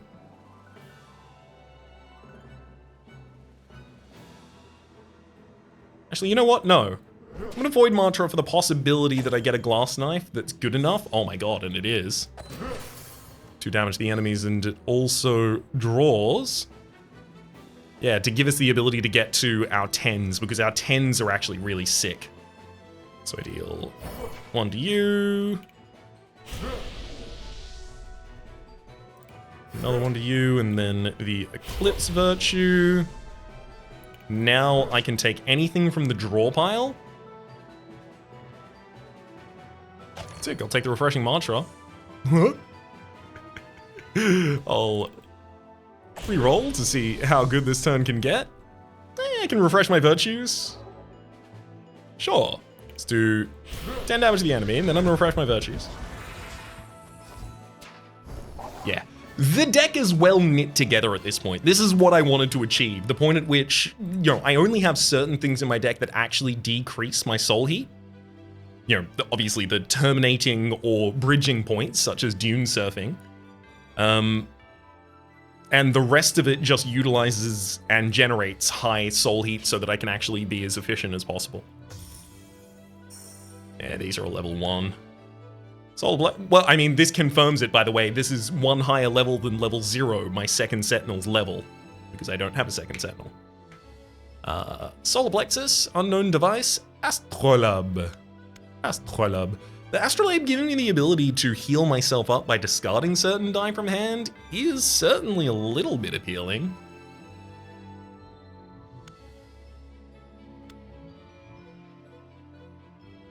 I could also just take the Unknown Device, which is doing, discharge every single turn. Purification to every enemy. 25% chance of generating epic die.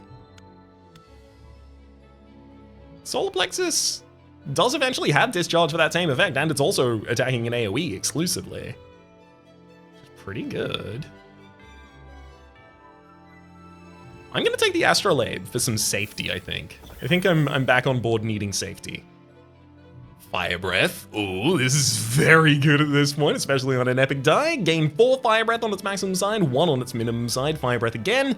When your soul heat is at least 10, you deal X additional purification. Scorching Sands, deal 2 purification to a target to any target rather for each soul heat. That's pretty good, but I do think I go with the fire breathing. And Spinning Chanting, the ability to provide chanting to all targets. I'm definitely going with fire breathing though. Draw an additional die per turn. At the start of each battle, apply 3 Unholy Mist to you. Oh, weird. Also, draw an additional die per turn. At the start of each battle, gain 4 Superpositioned. Your next extra dice of random Purify or Corruption actions are changed to have different types for those. Yeah, the majority of the time I'm actually quite okay with that. The only ones that I want directly to hit specific targets are already different types, like Glass Dagger, Relief, Sand Shaping. Eclipse Blast also doesn't count for that. Yeah. Definitely think that's the easiest one for me to go for. There's also the gain Unholy Mists. I think I take too much damage to justify taking that, so Quantic Fungus is going to be my pickup here.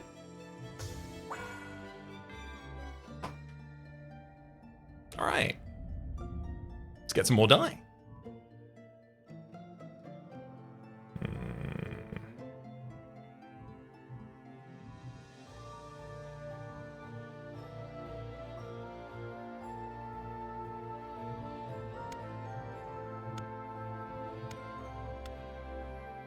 What's it take? 150, 250, 400.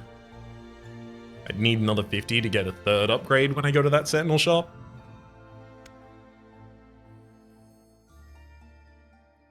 Wait, it's 150 and 200 for the first 2 upgrades. Right? That actually means I can give the base level upgrade to each of them and then 1 additional level to one of them.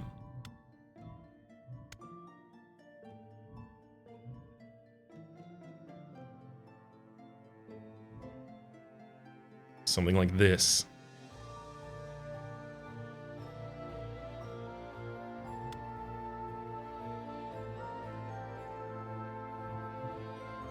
But it's up against the alternative of just putting some more die. Oh, this middle section is where I put more die in the deck, 100%.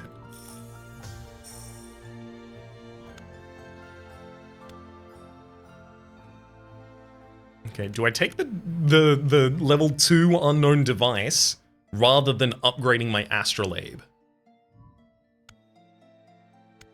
into level 2?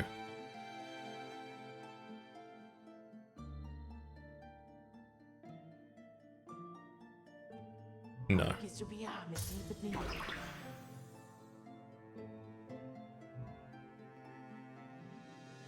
And Astrolabe needs the next upgrade as well. So I replace my Floating Cauldron. Using the purification for it as a defensive value, I'm benefiting from its Sands of Time when it generates it for me. But if I have the Unknown Device, it's already just doing 1 purification to all targets at the start of its turn, and the purification received by enemies is increased courtesy of the Dicesmith helmet, which means it will still affect them in that way.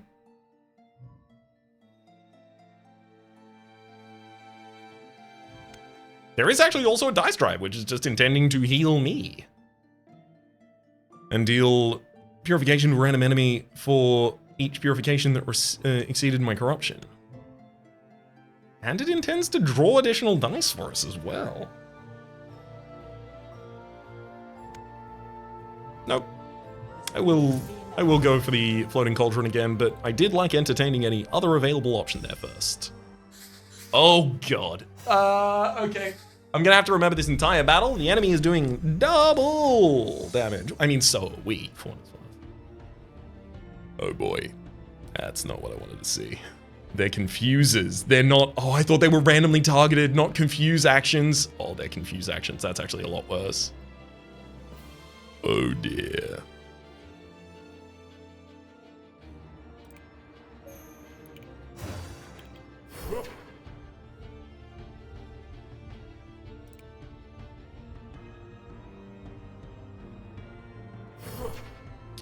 Oh boy.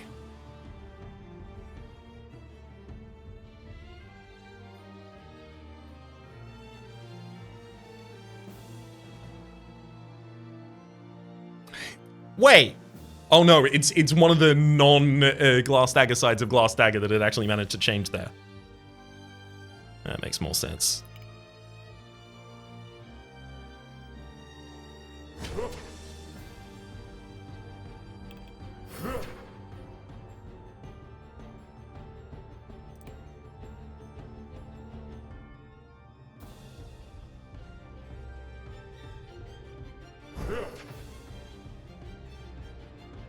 So I've got to use my virtue here. I take 2 thorns back, but that's doubled to 4 corruption to me. Now I've got a virtue that I can do for 6 to any target. However, before I do that, I can use my Astral Mantra to draw anything from the deck.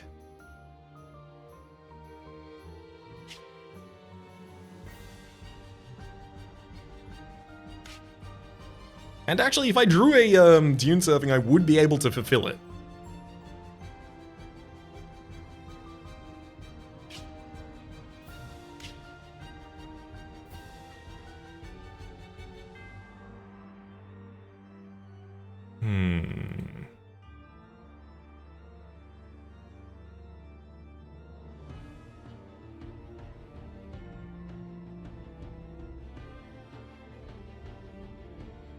Let's take Dune Surfing.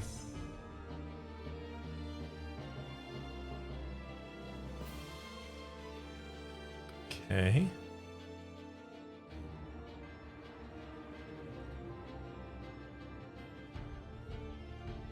Just continuing to try and make sure that I don't make awful decisions randomly. So if I use the Sentinel die to heal myself, I can then use my Virtue to blast the Corrupted Hand and re-unlock that same virtue again.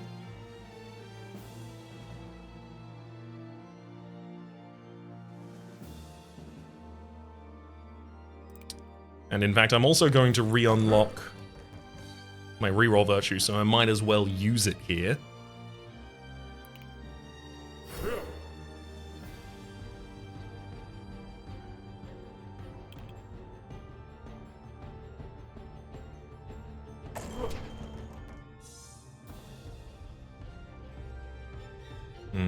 Let's reroll the Eclipse Blast as well as the enemy there.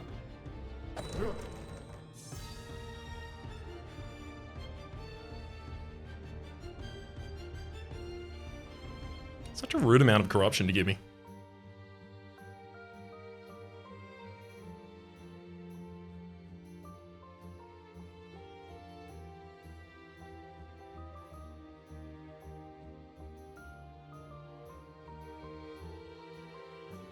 Let's deal 2 purification to myself.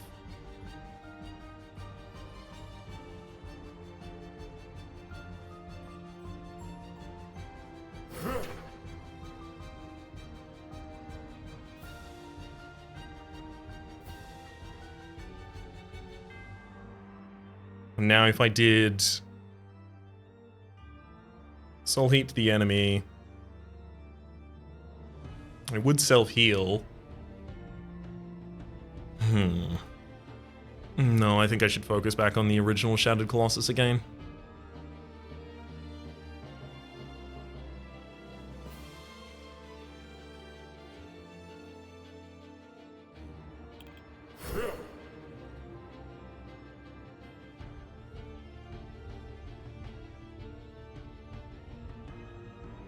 And now I use the final Eclipse Blast on one of my Astrolabes there.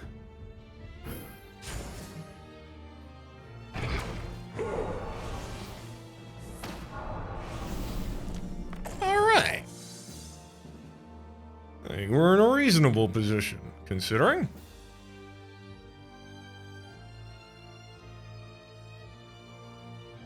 Yeah, let's definitely take a big spicy reroll here. Enemy is intending to do 3 to random target. That could be annoying, but at least it's probably not going to take me out.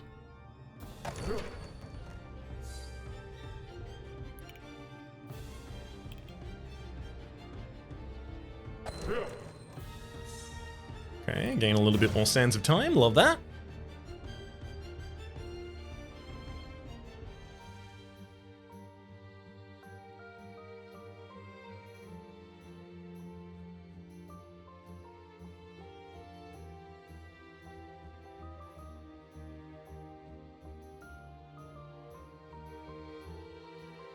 I'm going to make sure that I am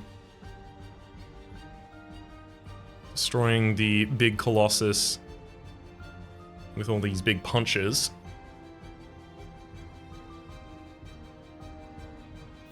Discard up to 2 dice from hand.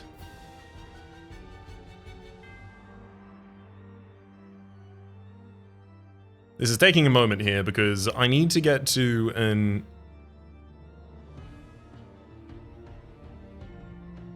Yeah. Okay, I think I've got it. 1 relief. Increments my soul heat value. And now I can use my virtue to heal. Back up to full HP. Oh, that was blocked by the reinforce, so actually I can't do it like that. Damn.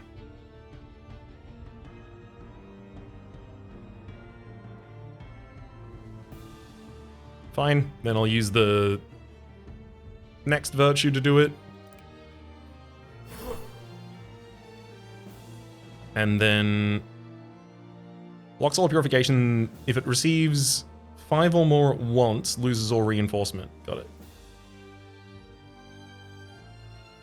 So I'm not actually going to be taking that enemy out this turn as much as I'm trying. Oh, never mind, I got that reroll, so that'll actually help us.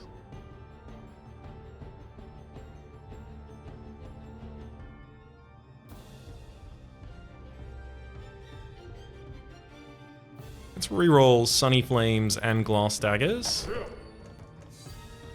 Get exactly the same 2 sides back.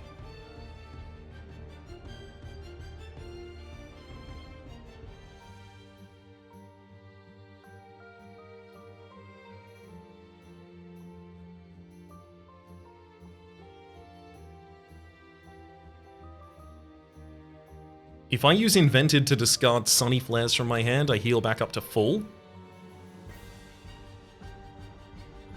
And then if I punch the Corrupted Hand... No, wait, hang on.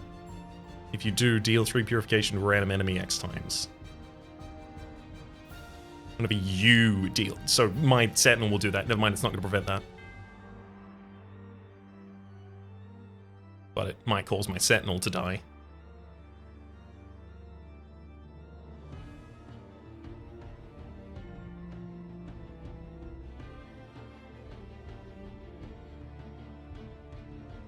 I'm just going to take this very slightly slower because this turn is actually... When I say very slightly slower, I mean I'm actually going to speed up this turn, but I'm going to take the fight slightly slower than I was otherwise anticipating.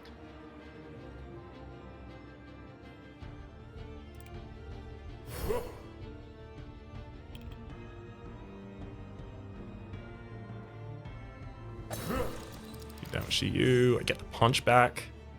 I get to full heal. And then, you know what? Take that enemy out. Unfortunately, its explosion also sucked. Alas.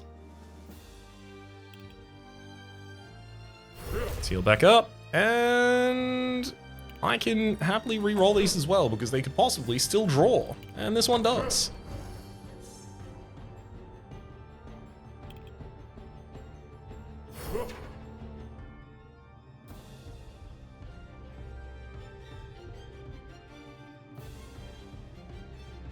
As soon as I play my next save, I actually refresh virtues as well, so I get to keep hitting the enemy.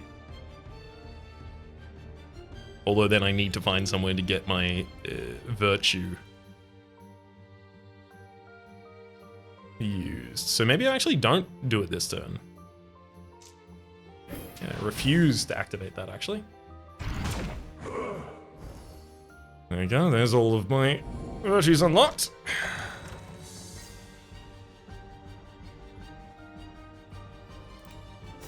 Gain some Sands of Time. Almost all of these are safe die, so they're going to trigger the Cautious die as soon as I do them.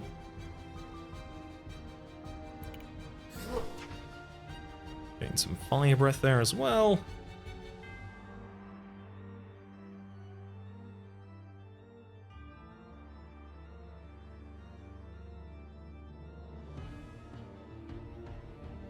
Let's try and deal some Purification myself here. Oh, I can't do it if I have no value on it whatsoever. Rude. I have to have an odd amount of Soul Heat at 0. No, an even amount of Soul Heat at 0. An odd amount of Soul Heat otherwise.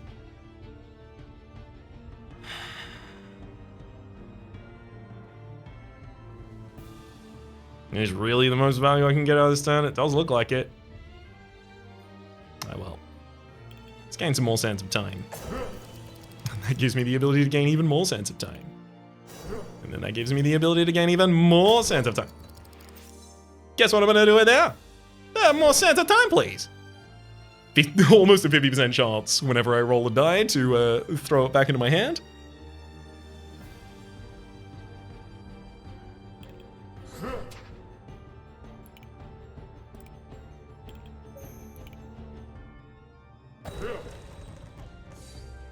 Okay, much lower cost on that Void Mantra. Glad to see it, glad to see it.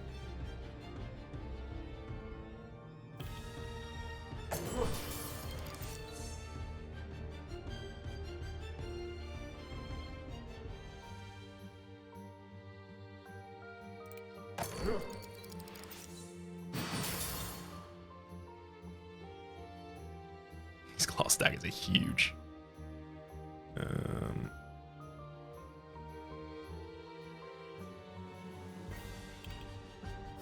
One more Purification to random enemy, which gives me the ability to now use my Eclipse Virtue.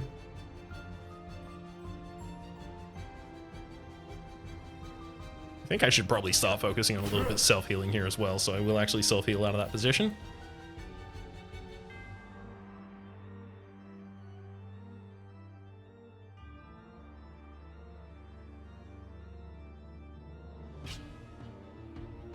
Soul Heat is 6, I gotta draw from my discard. I can draw into Bahanian, so I'm fine actually. 2 to you. That gave me boost. Another 2 to you, and you even leave the glass knife in hand. Hell yeah, and that refreshes all my stuff. I get 10 more Sands of Time. Let me see if I do get to keep the Void die. Hell yeah. We're looking to grab a Dune Surfing as one of these.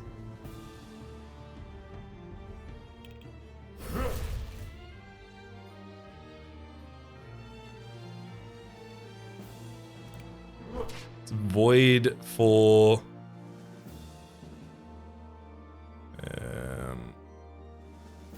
honestly just glass knife against fine.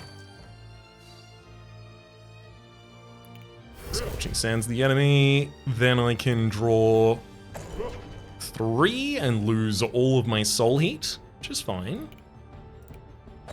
Reroll the 2 elements of my hand that were the worst. They stay pretty bad. Hit the enemy for 2 glass knives as well as draw. That glass knife decides to stay in my hand, thankfully. Ooh, that refreshing mantra could end up being useful, but I'd have to deal some damage to myself first. Sure.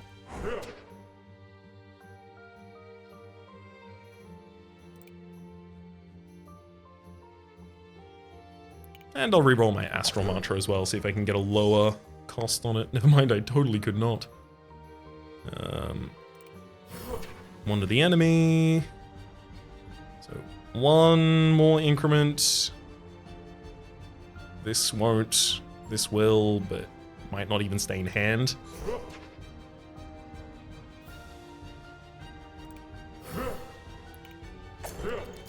Thank you, Glass Knife, for re-rolling. Unfortunately, you re-rolled to the worst available of the sides. I need you to re-roll again now. Dang, I need you to re-roll now. Dang, okay, well, these are both bricked in hand, unfortunately. It's exactly what I wanted to avoid, alas.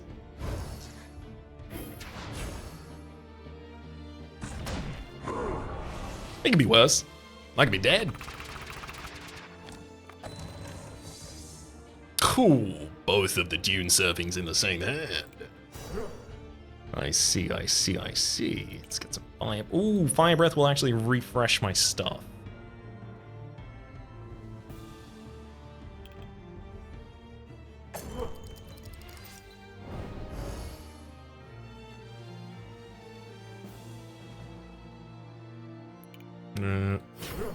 Soul Heat, self-heal there.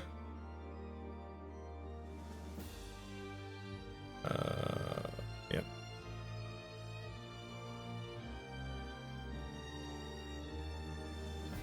A second time.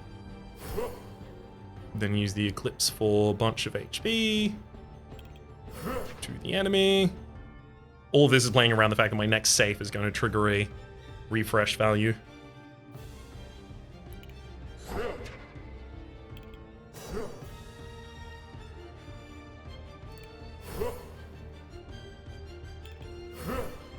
And I'm just getting to the point where it's absurd to even continue counting things.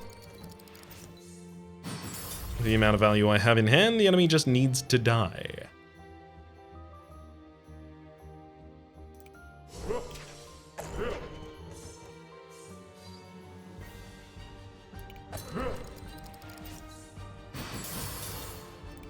Keep getting them. Keep getting them. Got him.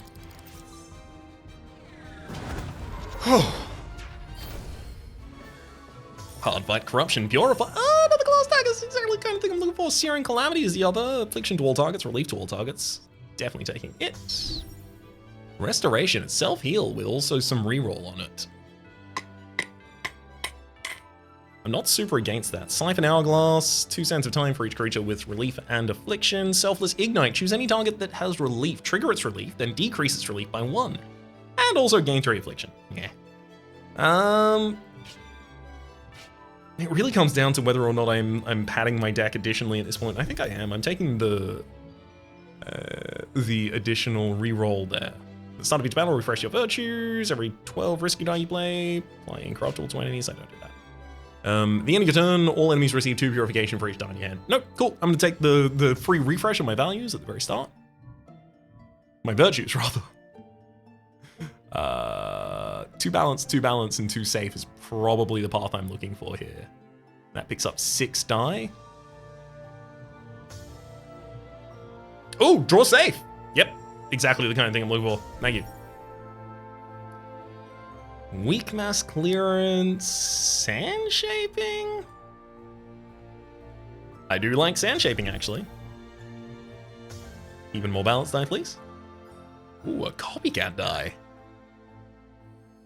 Defensive light ain't not bad, but copycat's good too. There's another fire breath, which is actually relevant to this deck. I'll happily take that. Going for safe die, fire breath still there. Happy to take another copy of it as per the previous, and Void Mantra, very comfortable pickup for us as well.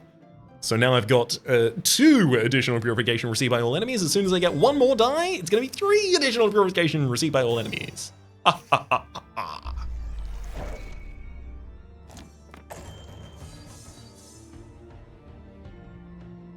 Oh, absolutely give me as much sense of time as possible. Thank you!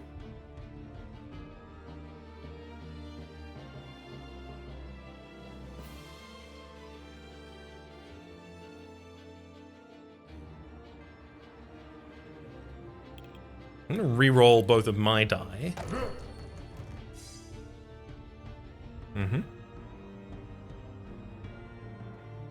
Because I'm about to take 3 damage to the enemy's thorns.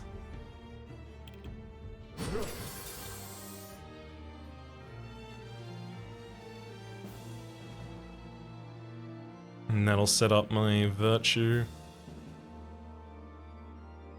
You know what, we'll re-roll that again. and this. Why not?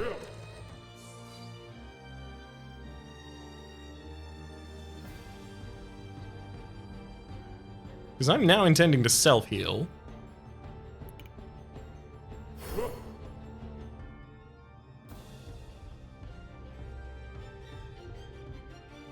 We got 2 safes in hand, so I have to hope one of them gets refreshed.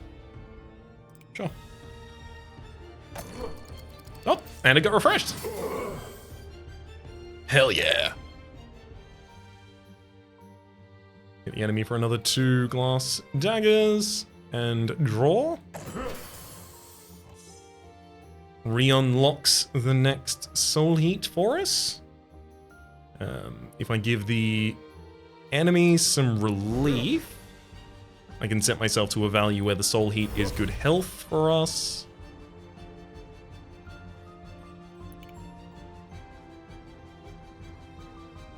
Absolutely hit that reroll.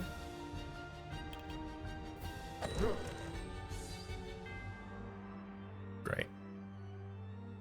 Let's do 10 via the Scorching Sands, because then I play a safe, refreshing all of my virtues.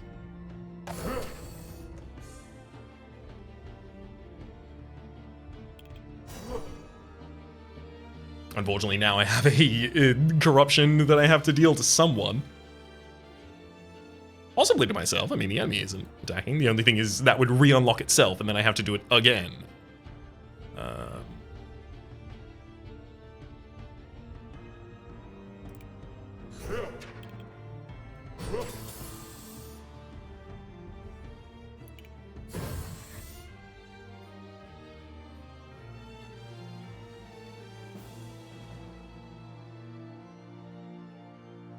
Let's use my 3 on my Astrolabe just to get rid of it.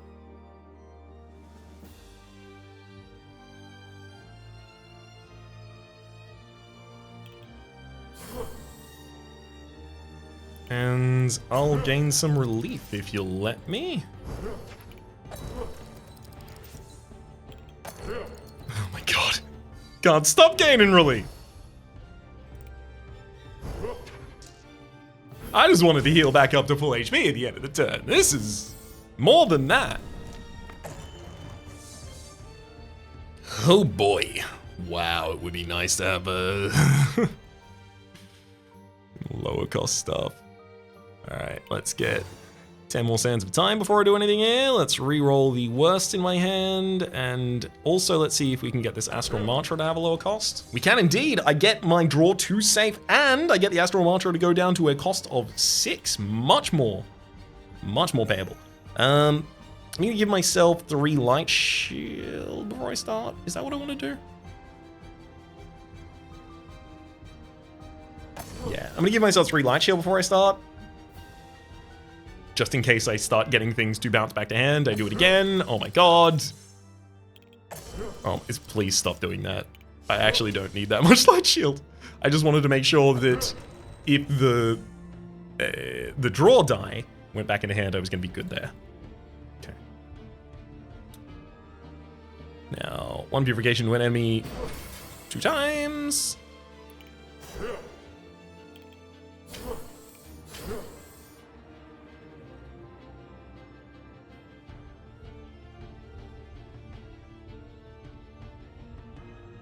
Choose a die from your discard to draw and roll. And that's going to be a glass knife, sure. 8 damage to the enemy. I draw from my discard and roll a glass knife. Glass dagger, rather. Yep, with the possibility of doing damage to the enemy as well as drawing.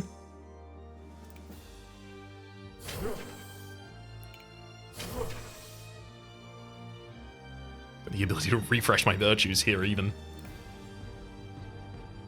Sure, let's draw specific from the draw pile.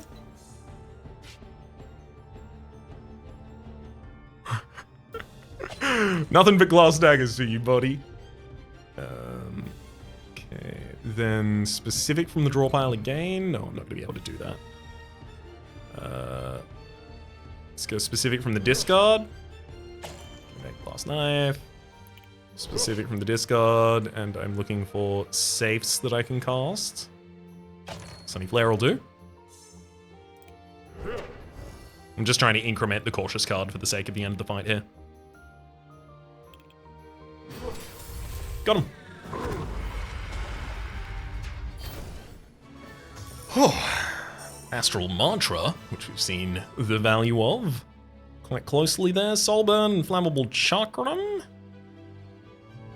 Yeah, I'll take the Astral Mantra, thank you. Bahamian Howl. Gain sands of time for each soul heat. I do have a lot of soul heat. Sonata of Healing, relief to all targets. Minimums. Oh! Ghastly Fire. It's one of those different thresholds of soul heat. At soul heat 10, applies 10 relief to any target. At 6, 5 relief to any target. At 0, 4 affliction to any target. Also causes a reset. It causes a reset, I can't take it. I'm taking Bahamian Howl then. At the end of your turn, all enemies receive 2 purification for each die in hand. Every 3 times you deal purification, apply 1 light shield to a random target. I could certainly see that being useful. And then finally, while you have 1 heart, you deal 2 additional purification. Certainly see that being useful in a pinch as well.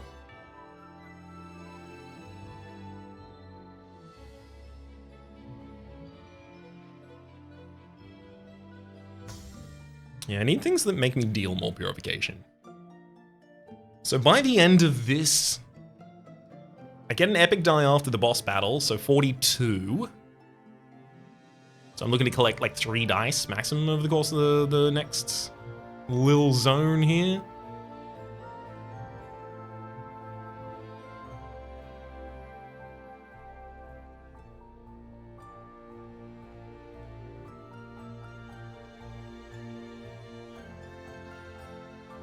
Or I could gain 4 if I want to have it before I get to the Decaying Star, which would probably be balanced. Fine. Quicksand Dance, still don't want that. Inner Warmth, still don't want that. Psychic Blow, a bunch of purification to a target, but also apply Torment at the same time. I don't really want that either.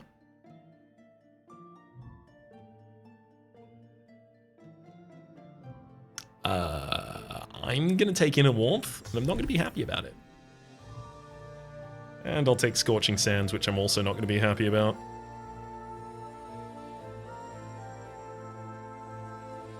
I'll take Reduction, for the sake of minimizing the impact of an enemy die, maybe.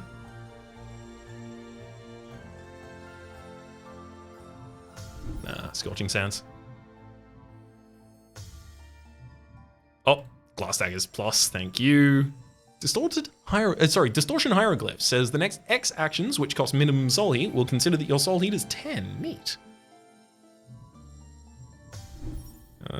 Oh, and another Sunny Flares. Very easy to pick up all of those. Thank you muchly, game. Take 50 Star Shards, and I'm definitely giving up a single heart for 2 Star Blessings at this point. I still have 2 hearts for the final boss fight. Ooh, increases purification dealt by safe die and starter die by 1. Photon Glove is actually sick as hell here for us. Note that all of our Glass Knives, most of our Glass Knives rather, are starter or safe. Infinity disoriented at the start of each battle, no thank you. Every 5 turns gain incorruptible. Photon Glove's actually cool as hell, I'm so glad to see it here. Whenever an enemy die is re-rolled, oh god, change the position of your virtues. No, no, and do I want to draw a risky die in my opening hand?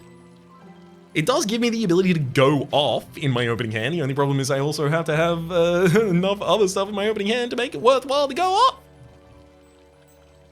Whenever an enemy die is re-rolled, that enemy receives repurification. I just don't see that happening, is the thing.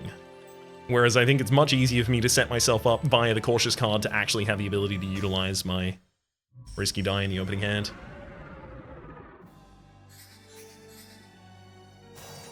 Enemy is hollow. So they're going to deny the first debuff placed on them. Oh, wow, the draw 2 safe. Coming in clutch. Alright. Let's gain some Zens of time. I think it's time to draw 2 safe.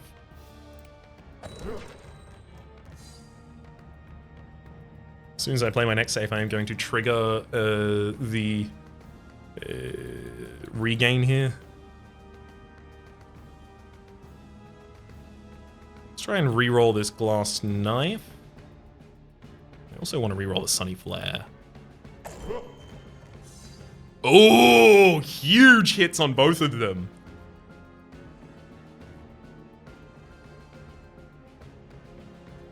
Okay, so I'm going to drop 4 Sunny Flare on the field. 4 relief via Sunny Flare, rather. Gets denied by Hollow Skin. Then I hit the enemy for the Scorching Sands Virtue. Then I hit them for the Eclipse, so that all of my virtues are used. Great.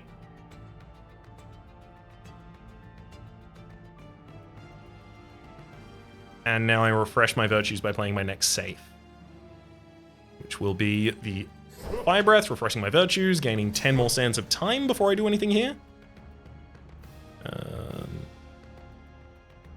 I'm going to hit the enemy with a Minor Glass Knife.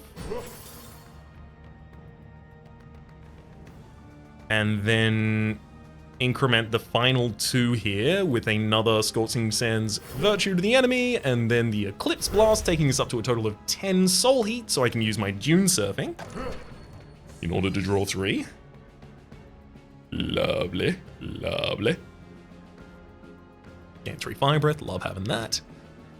2 sands of time per Soul Heat. I intend on gaining some more Soul Heat before the turn is out, don't you worry.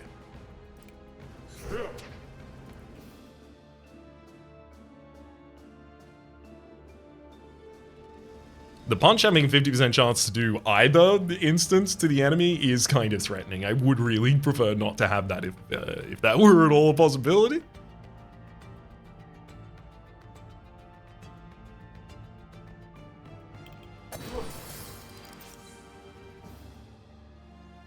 Let's reroll this Glass Knife and my shield. Oh, the Glass Knife became significantly better.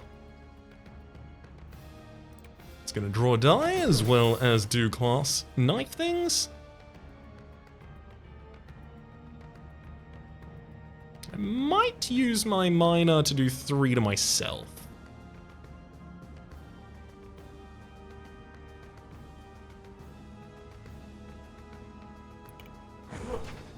Someone's gotta. Gives me access to a reroll, which I can use on... Honestly, I'll probably use it on the things I get back after the Dune Surfing, which is coming up pretty soon. Put 1 more relief on myself, incrementing my virtue to the degree that I can do 3 to the enemy. This might be the highest my Sands of Time gets this turn, so I'll probably also pop my Bahanian Howl now. And then draw. Oh, I get the Bahanian Howl, the Dune Surfing back in hand, and I might not actually be able to generate enough for it now.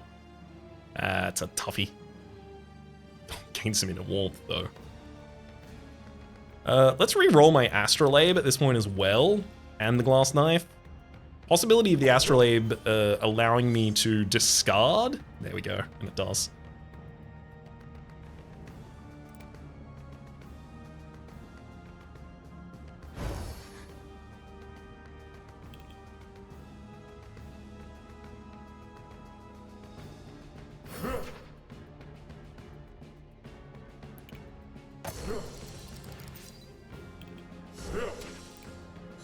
Gave the enemy a decent amount of light shield there. Hopefully they get punched for damage. They do not, and I re-roll it. I did not want that. Have to punch them again. Thankfully that one was for damage. And now I can inventively disregard the Scorching Sand that I had in hand there that I didn't need to play anymore.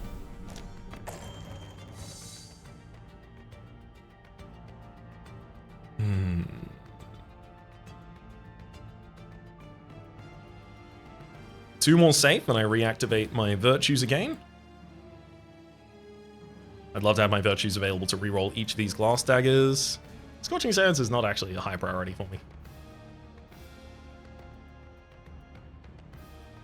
So at even Soul Heat, I can use this to do 2 to an enemy, and you are intending to do 2 ruin to all targets. Oof, that's tough.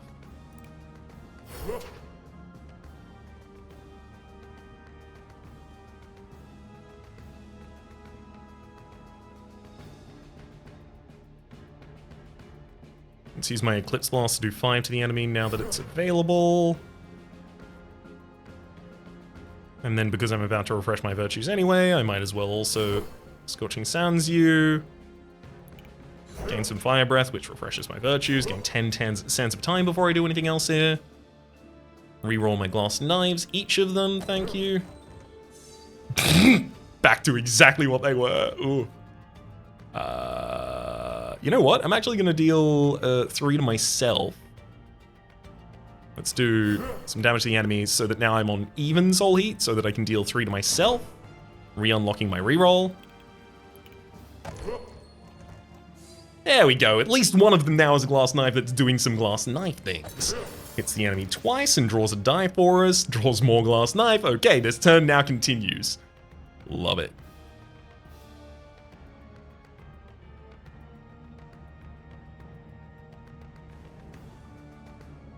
I'm going to do 1 damage to the enemy.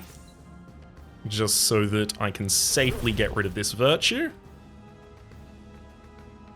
I'm looking to draw specifically from my draw pile, and I can draw anything that has a high soul cost to it. In fact, I'll probably take Void Mantra, because that can then draw from my discard pile, and in doing so... Oh, 2 decays there. Could draw from my discard pile, and in doing so, it could draw to... yeah, that's fine. Draw to the Bahanian Howl for the more. For the have more. Seems like it could be good. Good Glass Knife is a little bit more restoring here. Void Mantra takes Dune Surfing.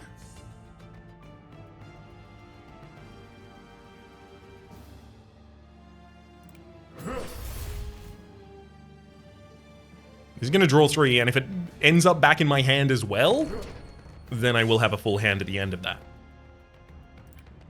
I'll damage the enemy, gain 8 time, and yeah, now we just keep doing this, you think?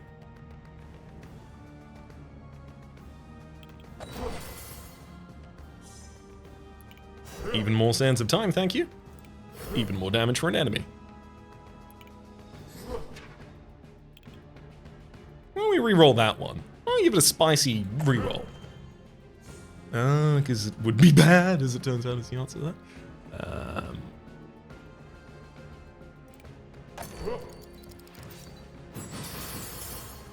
Another 4 to the enemy there, another 2 to the enemy here. Death bomb goes off. I had them dead to right ages ago. As it turns out, Protostar. When it receives corruption, apply 1 empower to this creature. I would replace the Floating Cauldron. I think I'd be fine with it replacing the Floating Cauldron. It gives me someone who I can spend my chump damage instances against safely. Because they're all tiny. Tiny little chump damage instances. Yeah, I'm taking the Protostar. Over the Floating Cauldron. I need to be able to occasionally discard specific tools from hand, so the Astrolabe needs to stay.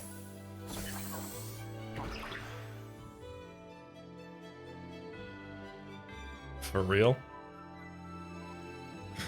Light Shield to all targets is seldom that useful. Chanting to an enemy where, oh god.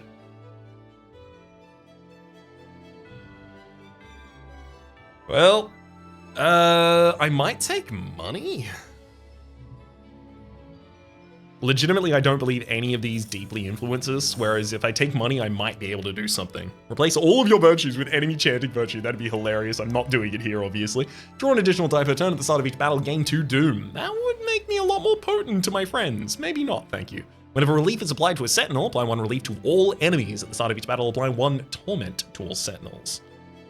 Increasing the corruption they receive. I think that's probably better off for us. Heck, I could even probably make a reasonable argument for trying to go money again.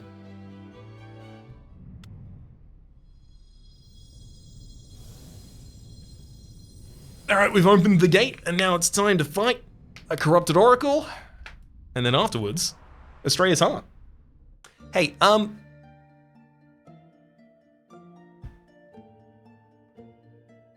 we've got corrupted Sothis on the left side. Yeah, fight Sothis' Sothis. That seems good.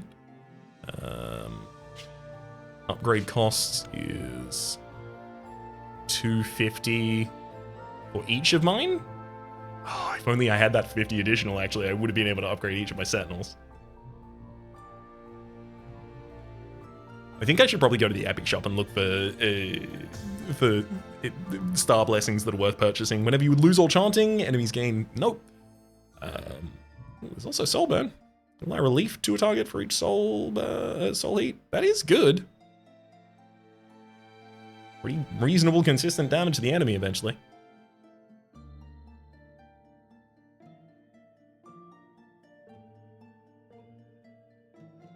I'm gonna reroll once.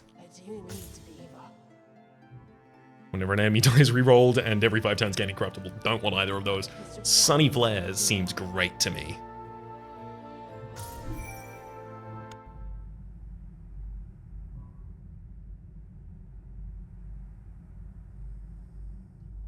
So, I'm gonna take us out of Sityu for 1 second to say that this episode is being recorded on the 11th of October 2023, which makes today my 30th birthday. I always feel really awkward about plugging my own stuff, but for the last 6 months at least, Rito and I have been doing a podcast called Turn to Page, wherein we play through, quote-unquote, let's play effectively, choose your own adventure books. So Goosebumps was one of our first seasons, and we're currently doing Grail Quest. And the delineation works as Rito is the narrator, and I am every single one of the characters in the world, so I get to do a bunch of voice acting for that. We also spend a lot of time bantering and having fun between the different choices, and it's a good time. If you would like to, it would be a lovely birthday gift to me if you haven't checked out that podcast, but you did. Just saying. I find it very difficult to justify plugging anything ever, which makes it kind of difficult to be in the industry that I'm in, but I'm really proud of it, and it's really good, and it'd be nice if you listen to it if you haven't given it a chance yet. Thank you. I'm gonna go to Corrupted Sothis now.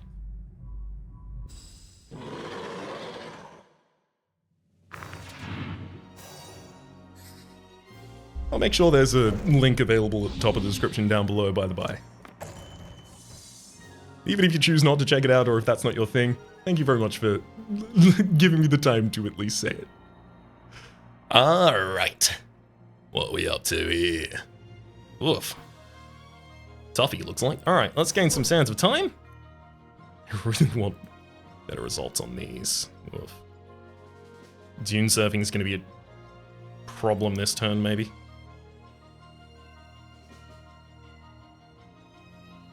Okay, when the enemy overcorrupts, they'll deal 1 corruption to me for each corrupted soul and reset corrupted soul back down to 0.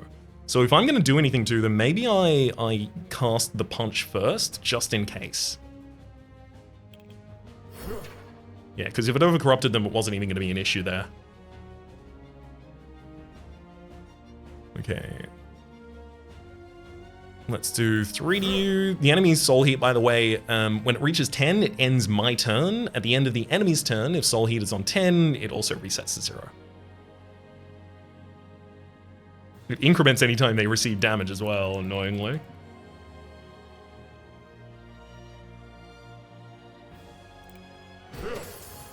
Two more to the enemy. I'm going to put 1 relief on one of my sentinels, because then it will just spread to the enemy anyway.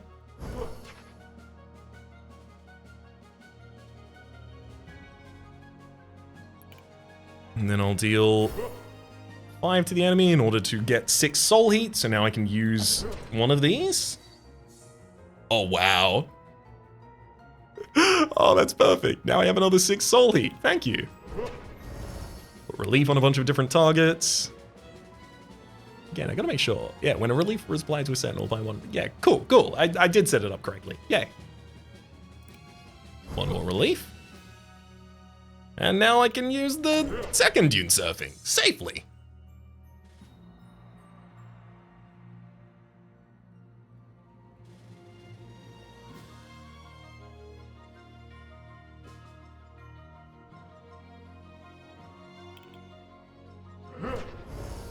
Cast the Sunny Flare, get a bunch of relief out on the field that way. Enemy at the end of this turn intends to deal corruption to me equal to the amount of corrupted soul they have.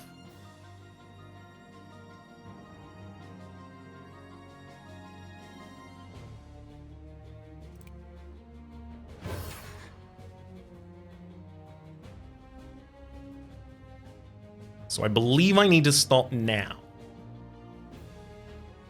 I can't use my Sentinel to deal an additional damage to them. Lest...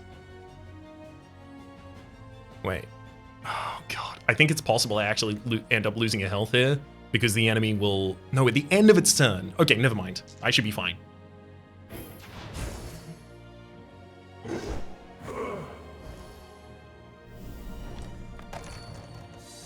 Oh, beautiful.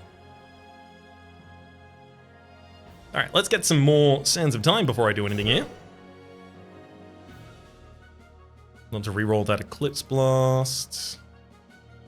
You know, Warmth does have better results, but it has worse ones as well.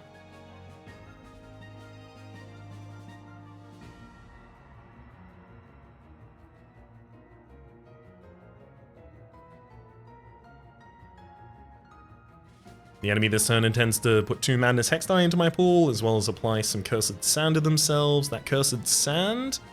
start a battle... Whenever I play Hex Die, I have a... Oh, it increases the chance that I have to continue playing Hex Die. Don't like that.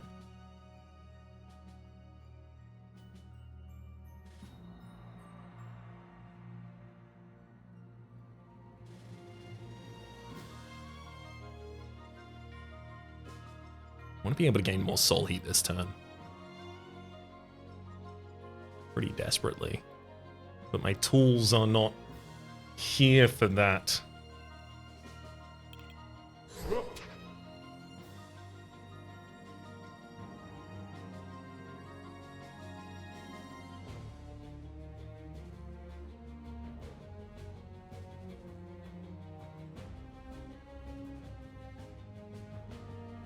I'm going to self-heal for 2 off of this Inner Warmth.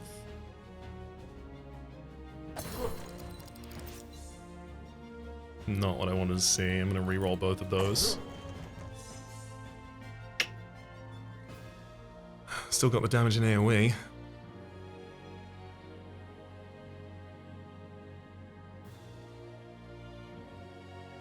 So I can punch the enemy for a total of 6. And refresh that die. That's fine, actually. Now I can use my virtue. No, I don't want to use my virtue now.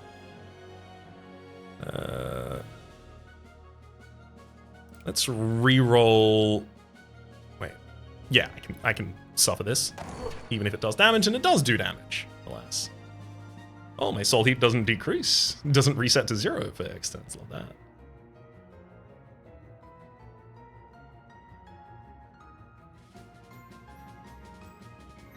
Let's have it not reset. I'm gonna strike the enemy with only 2 damage from the Scorching Sand there, just to increment the soul heat so that my Eclipse Blast still does purification of the enemy as well.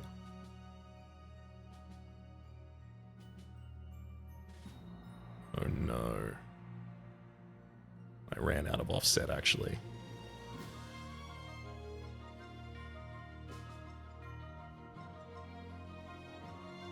Yeah, I don't think I'm actually able to get to Astral Mantra.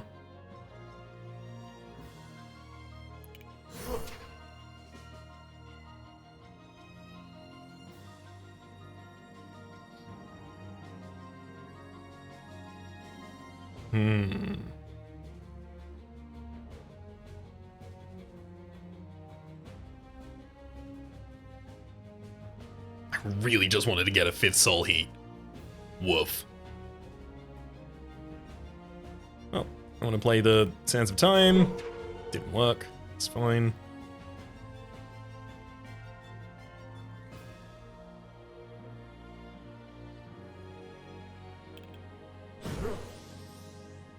Damage my friend there in order to buff them up.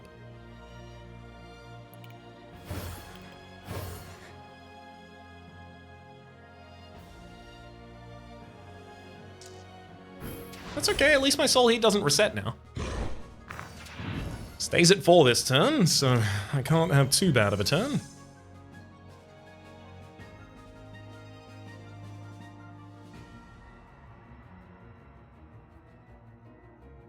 Start out by rolling the Scorching Sands and... Wait, hang on.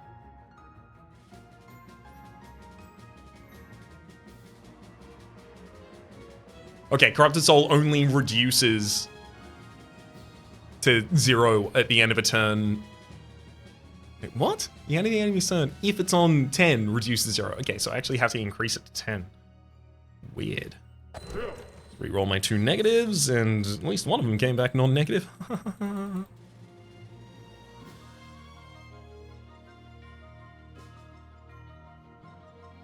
I would love to get this Glass Dagger to bounce back into my hand as well. Alas, it didn't. It just seems so likely to have to do the Madness Surge too much.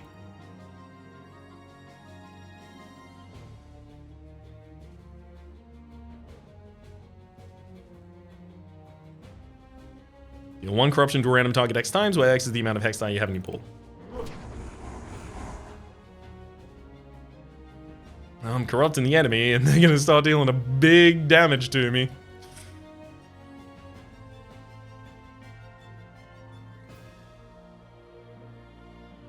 And it didn't even hit the Protostar at all. So rude.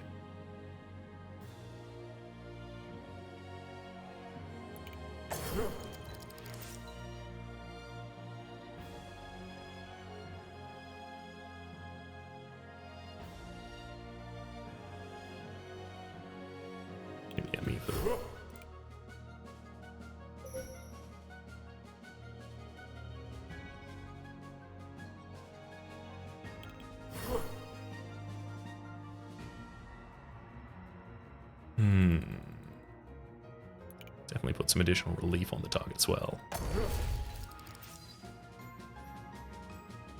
And that re-rolls that. Got it.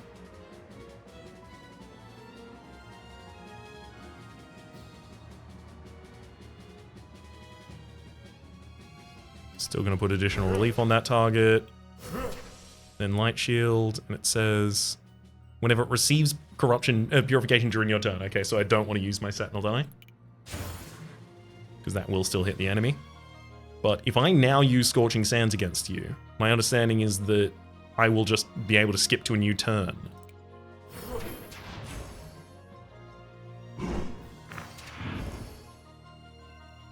Beautiful. Okay, so it's figuring exactly when to trigger that. Oh, wow. Oh, this is great. Gain a bunch of Fire Breath.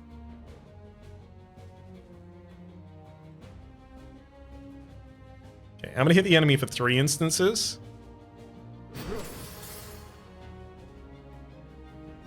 And then a Virtue, because I'm about to reset my Virtues when I play my next safe die.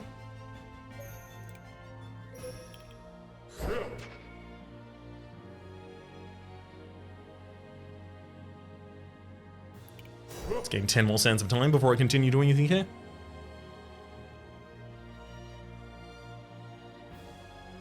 Happily Glass Knife the enemy again.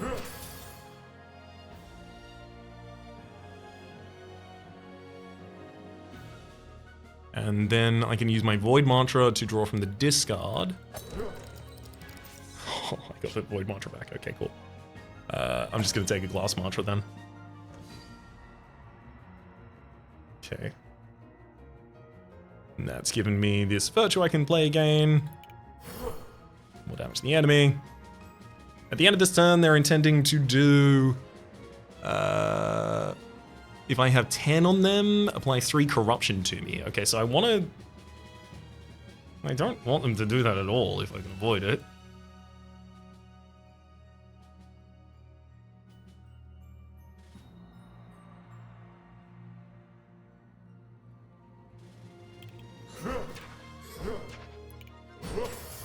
Two instances of damage to the enemy.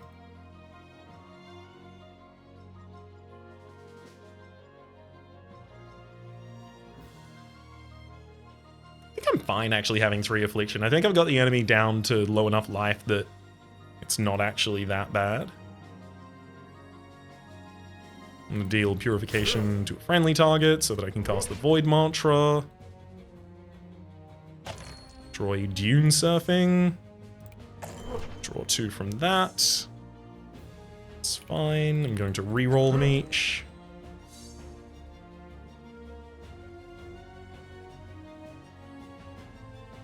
And I'll inventively discard one.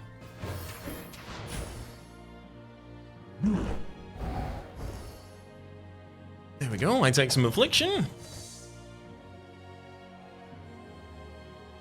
Oh god. Yeah, the enemy's barely gonna get to play in this one. Another Sand Shaping, so I can do 3 Purification when you target with it.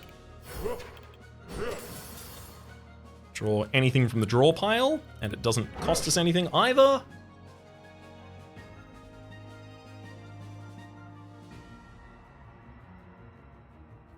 I'm definitely just going to draw into a Glass Dagger and continue going with that, frankly, because it's going well. Why would I change it when it's going well?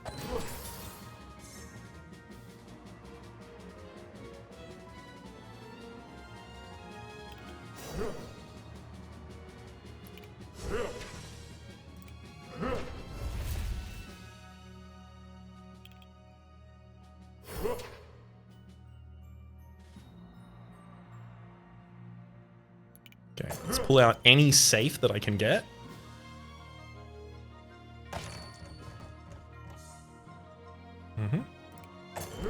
Pull out any safe I can get. The fact that this is coming back with Sands of Time is just ridiculous for the sake of our draw cycle.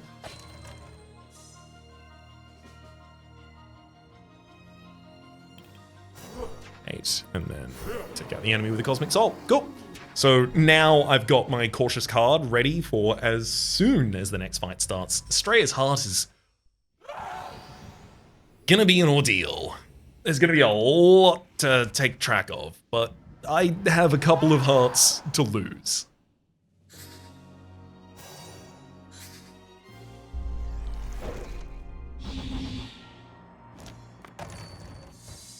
Oh my god, that's so good. Okay. Gain some Sands of Time first.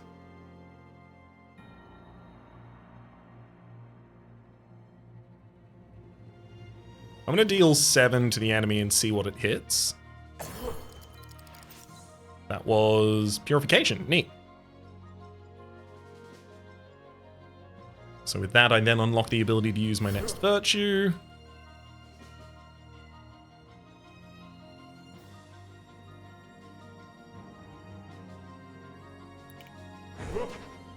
Deal 7 Corruption to them. And then Confuse again. 8 Purification, great. I will re-roll this. What's the enemy doing? That is actually your worst side. Apply 2 Corrupted Convert, changing Purify to Corrupt in reverse. Okay, we'll definitely roll that out of you. Never mind, you still got exactly that. So good. Deal soul value to you before I then refresh our virtues. Let's gain some Sands of Time.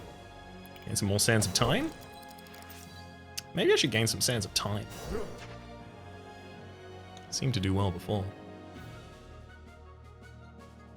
Let's do 2 more damage to that enemy, and then 1 from the Scorching Sands.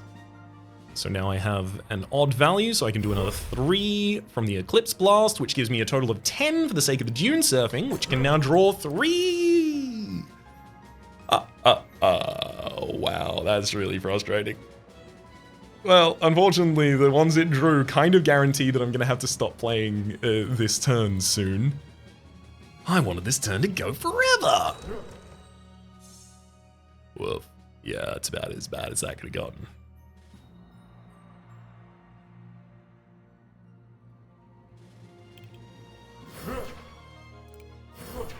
If the Glass Dagger was thrown back to my hand, I might have had a chance there. Alright, I'll discard the 2 strong negatives I still had in hand there. Alright. Your turn.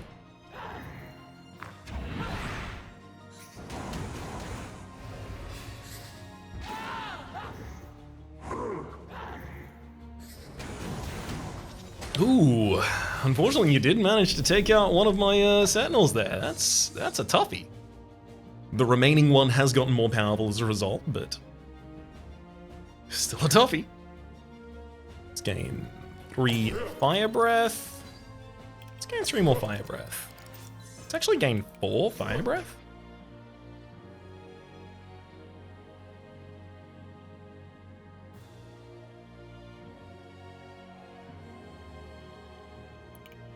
Start casting some daggers and drawing some die.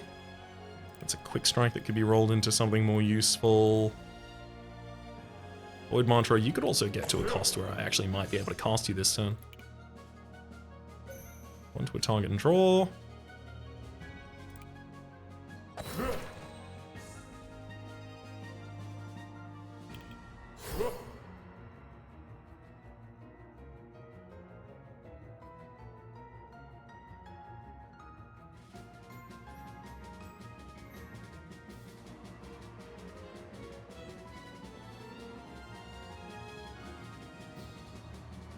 If I deal another corruption to myself, I can re-unlock my Eclipse Blast, so I can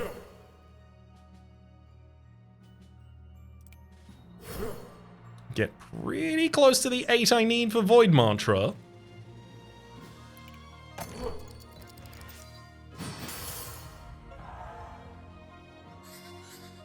Beautiful.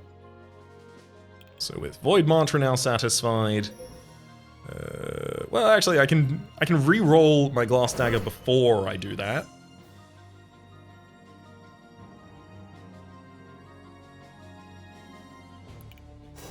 Gain 10 cents of time. Big damage to the enemy. I'm gonna Void Mantra back into one of the, there we go, Dune Surfing. Eclipse Blast the enemy to get back up to a total of 10 so that I can cast Dune Surfing. Drawing 3. Hell yeah. Mind Shield. Yeah, the enemy is still trying to do the Corrupted. Oh my god. After reaching 3 Corrupted Astrium, trigger Corrupted Astrium. All targets receive 2 Corruption and then decreases Corrupted Astrium by 3. But that could be a problem. They're both going to get a stack of that this turn. Both going to get 2 stacks of it this turn, actually.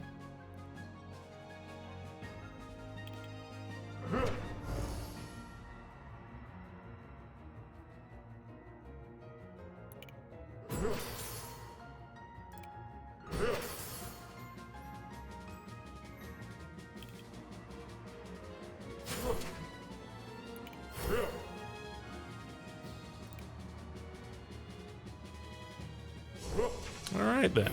I think that was a pretty good turn too.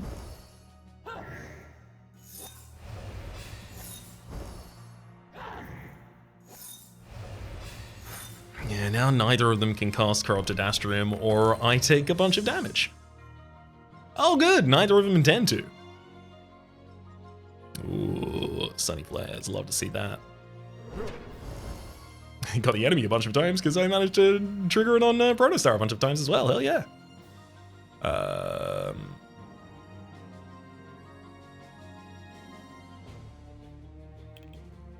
Let's do that again. Oh, it triggers Sands of Time. Hell yeah. And again.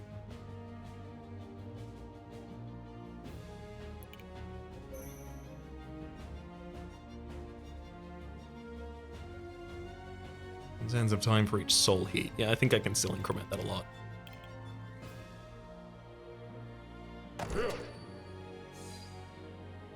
Yeah, definitely. Let's do 3 glass knives direct to the enemy, then Scorching Sands, Giant Virtue on them. Then I'll draw a die as well as gain 10 Sands of Time because of the soul heat. Right? And then I can refresh virtues. I can just gain a bunch of fire breath as well. There we go, refresh the virtues. I'll use my Eclipse Blast on my friend.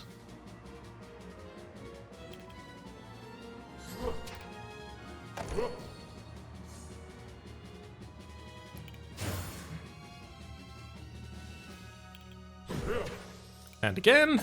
And oh my god.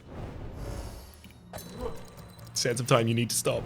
Yeah, that's why you needed to stop. Fly 1 affliction to any target now. I think I'm going to give that to my Protostar and then deal 29 to this enemy, courtesy of my Scorching Sands.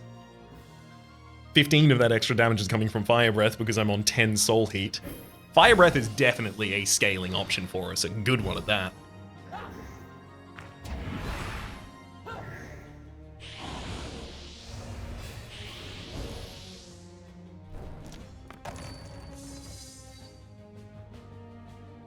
I've got just a bit too much of it in the deck, though.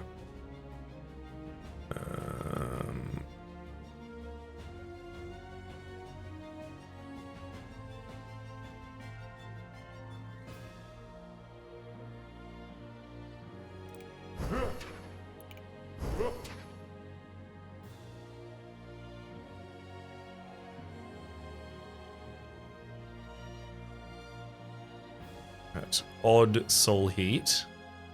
My Light Shield and then increase Soul Heat. Got it. So I'm going to use my Virtue to take out one of the Astrea here. And I'm going to increment Salt Heat and gain some Light Shield, because I'm about to refresh Virtues.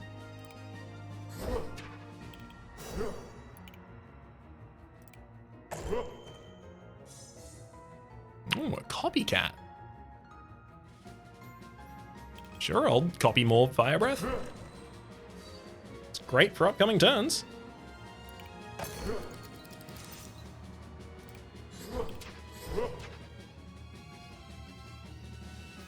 Okay, and then I use the Scorching Sands against the enemy to increment to an odd value for the Eclipse.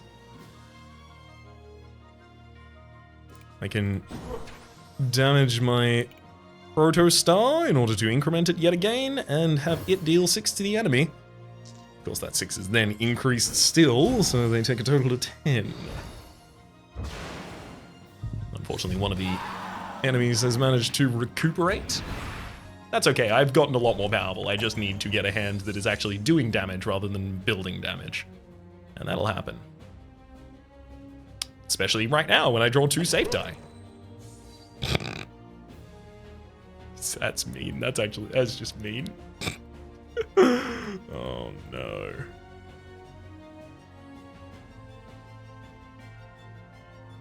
I can do 3 instances of damage to an enemy this round. I can't actually activate almost anything I have.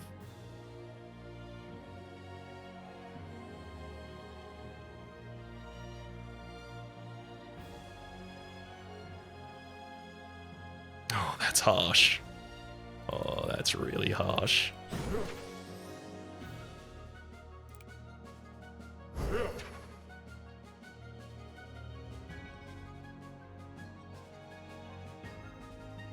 Thankfully, they're not gaining more Astrium.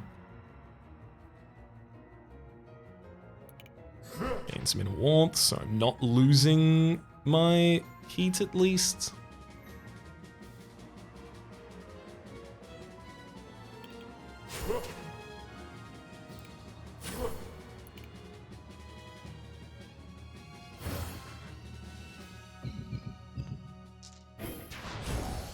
It's like the worst available turn for us. I'm so sad.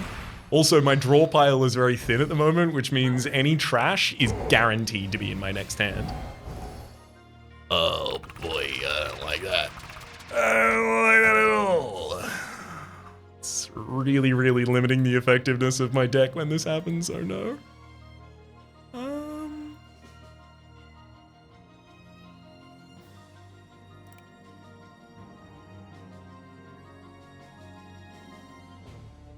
I'm gonna gain some Serenity because I'm gonna be around longer, hopefully.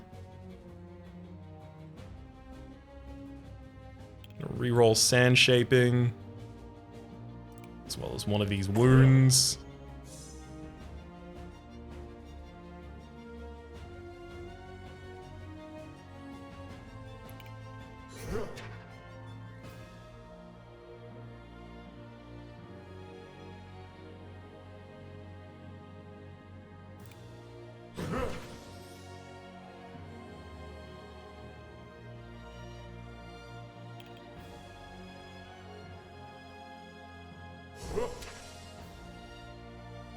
Gain some additional light shield, friend.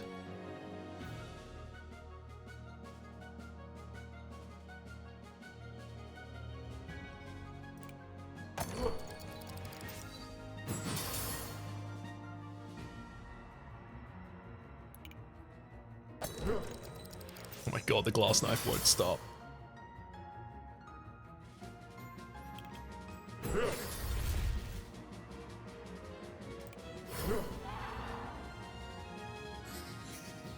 Well, we managed to take the enemy out again.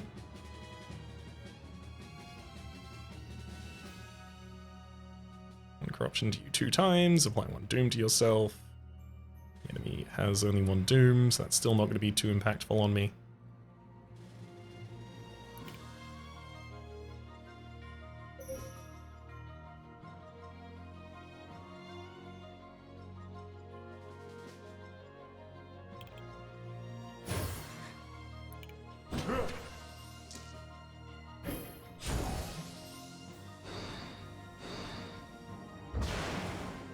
Alright, there we go. One of you has come back.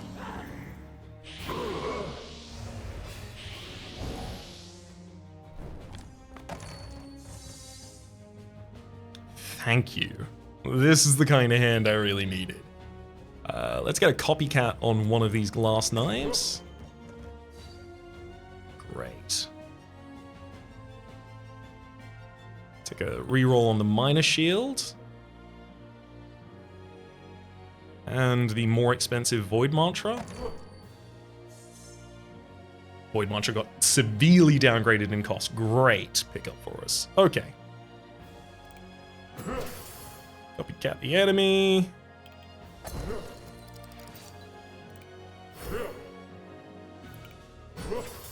I'll now have the ability to pull from Void Mantra in order to get back another one of the glass daggers.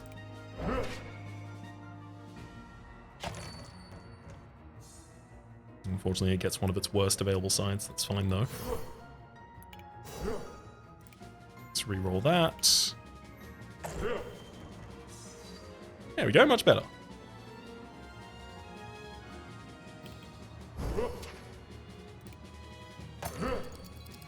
Another 2 to the enemy. Up to 9, so I can still take from my discard pile, and I'm still taking more glass daggers, and here's the reason. 2 more instances of damage get me to a total of 10 soul heat, and now my next glass knife does 2 instances of 28 damage to the enemy taking them out. I get my Sentinel back before we go to the Astrea fight. Oh, I feel pretty good. I'm gonna have to be careful, but I feel pretty good. Okay, let's start drilling this into our head again. Oh, my opening turn actually looks pretty bad there. Got it. Okay, so enemy intends to do 6 by a meteor rain. Oof. At the start of each battle, they've added 3 hex die into my discard. Got it. Every 3 turns, apply a decay to Astrea. Got it. She changes her state every 4 times I play a virtue. So I'm probably going to play enough virtues to make her change her state before the end of this turn. And then after I do 4 actions, the enemy will do 2 corruption as well. Got it.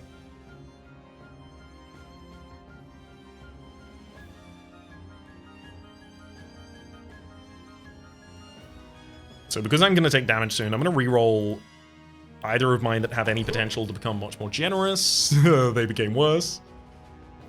That's fine. I'm going to get reroll again soon. In fact, I immediately re-unlock it, and I roll the same 2 again. One of them gets better, one of them gets worse that time.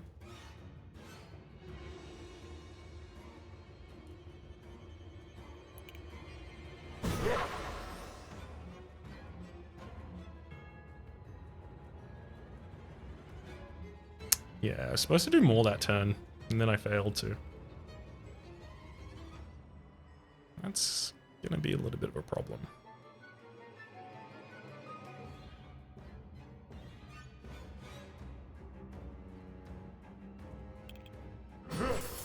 that came back to hand, everything would have been fixed. Dang.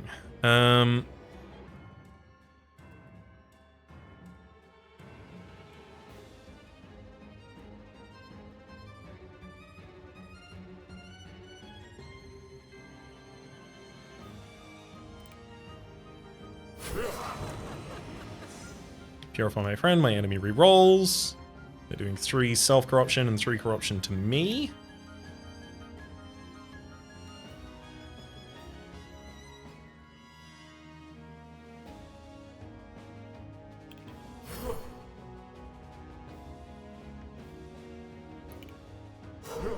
I'm gonna gain some Sands of Time, discard one of these. And... oh, goddamn Sands of Time.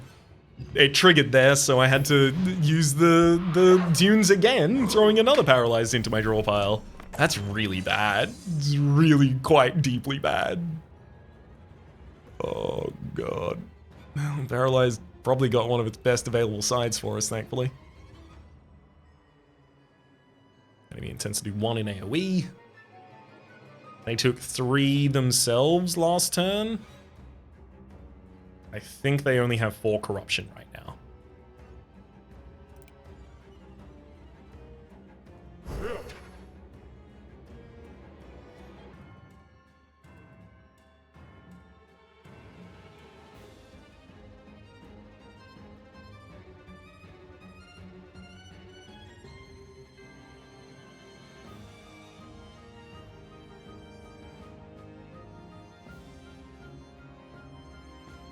Next 3 times I play a Virtue, the enemy swaps back, so I don't want to play 3 Virtues before the end of this turn.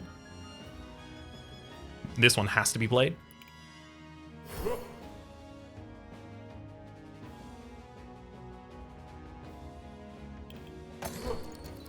Ooh, nice. Gain a little bit of Fire Breath.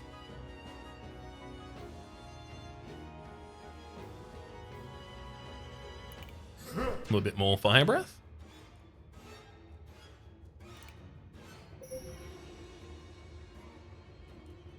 I'm going to reroll the Glass Dagger and the Serenity as well. Yeah, they both have such better available results.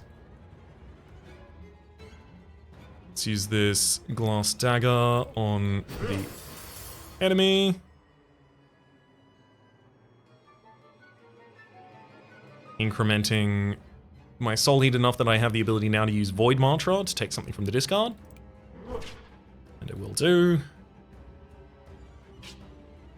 I mean, admittedly, I could actually take one of the Dune Surfings. Yeah, I'll take it.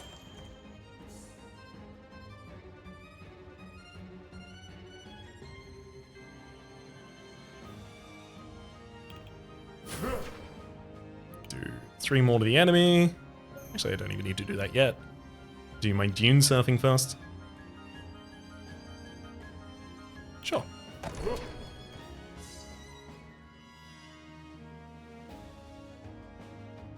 1 Affliction, 20 target. That's actually pretty good on the Protostar, who consistently heals as a result of that.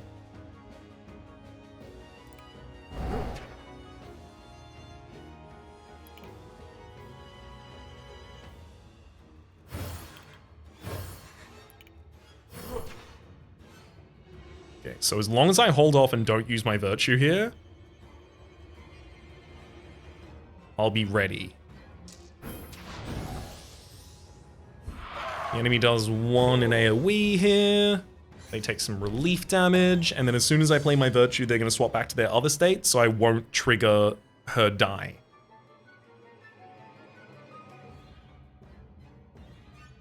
Let's definitely reroll these Glass Daggers.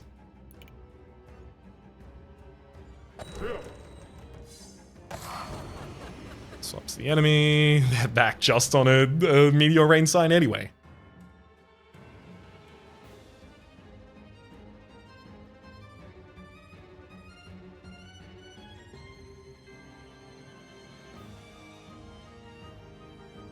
I think I should start healing some friends.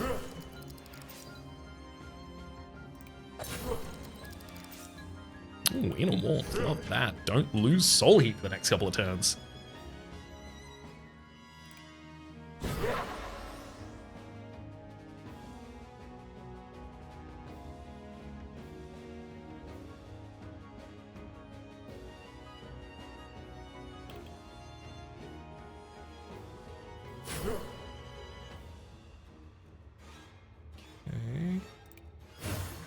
Great. I've got myself back to a position where I can refresh the virtues.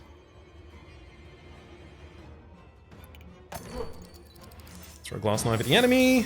Refresh virtues. I mean, I'm probably going to use enough virtues to swap the enemy back to their other state before the end of this round as well, anyway.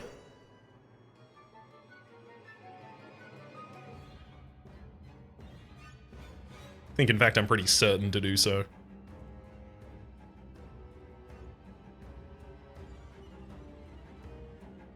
Let's get them to do their AoE damage before they leave this form, then.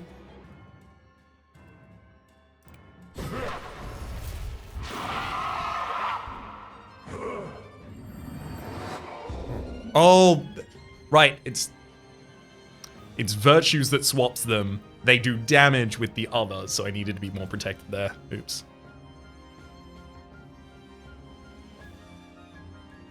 That said, I now have 10 soul heat and I have all of this damage in hand, so I can't be too sad about it.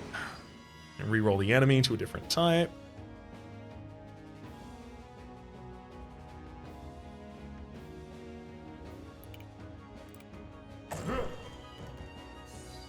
Roll 2 of mine. 3 virtues to swap the enemy again as well. So I can do 3 damage to myself with my Eclipse Blast to make sure that I have enough virtues to swap the enemy back. And then I can start throwing glass knives at them. Before I do, reroll, seeing if I get a draw with my glass knife, and I do indeed.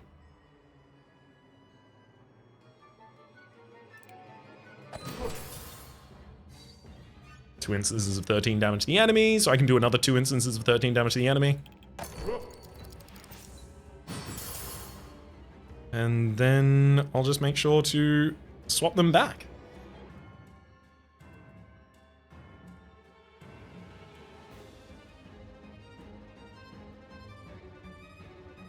Swap them back actually by using my Scorching Sands to heal an ally. Enemy rerolls, they're now trying to do 12 direct damage to me, so I do need to swap them back again. Otherwise, that's another health loss. I don't think I can swap them back again, actually.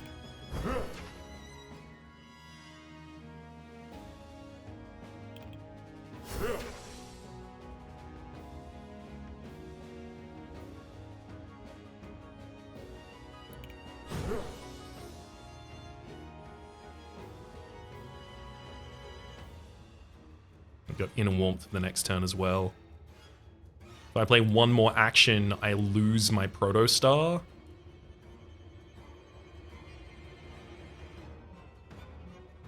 But that's if I play the action.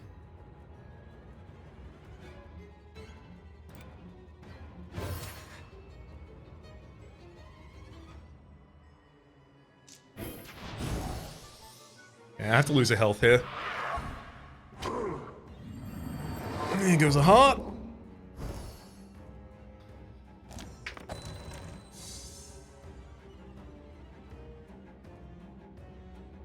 Playing a virtue will count as playing my next action.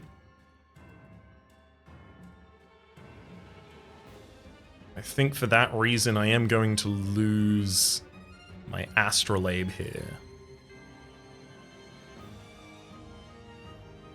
Well, nothing to be done about it. I'm gonna get... Oh!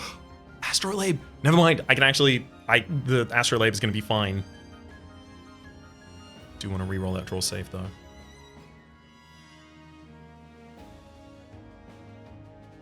I'm gonna heal and shield my Astrolabe.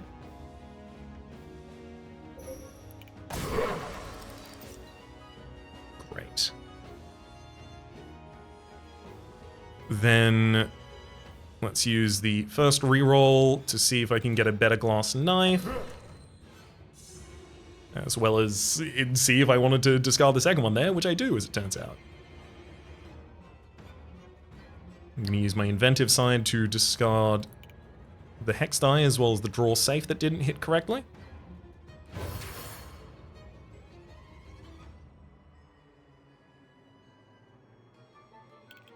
Let's gain some more Sands of Time.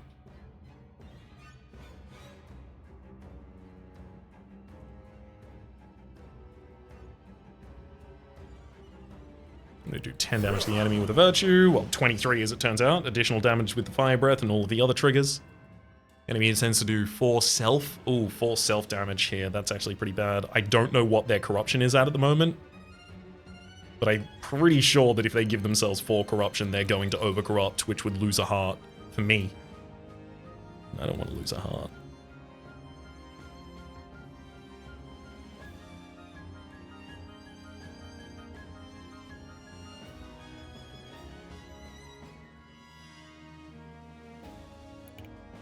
I'll take 3 damage.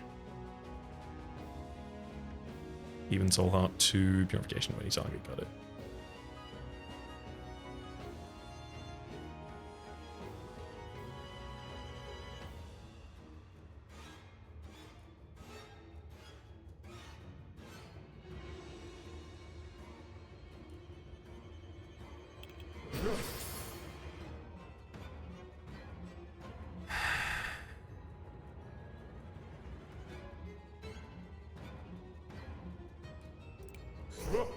So I can start healing back up.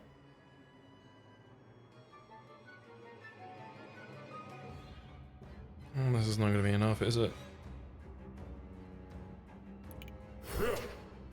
That heals me the full back up, and then if I hit the Eclipse Blast on myself, that's 1 more used. And then I could do the Eclipse Blast again and then Sands of Time afterwards and I'd be fine. Although I could also then just possibly die as the thing.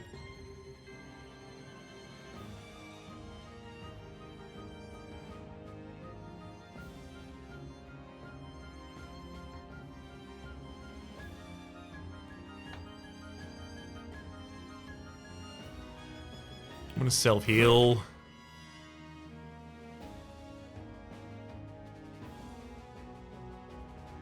And then do 3 additional to... Actually, my Astrolabe is probably an easier target here.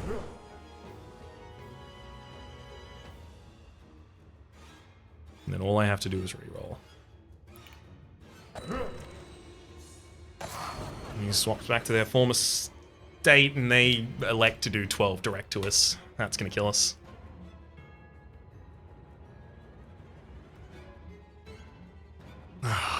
I couldn't let them overcorrupt because that was also going to kill us. It was going to take away our only available heart remaining. So I had to risk the swap over here to 12. Dang.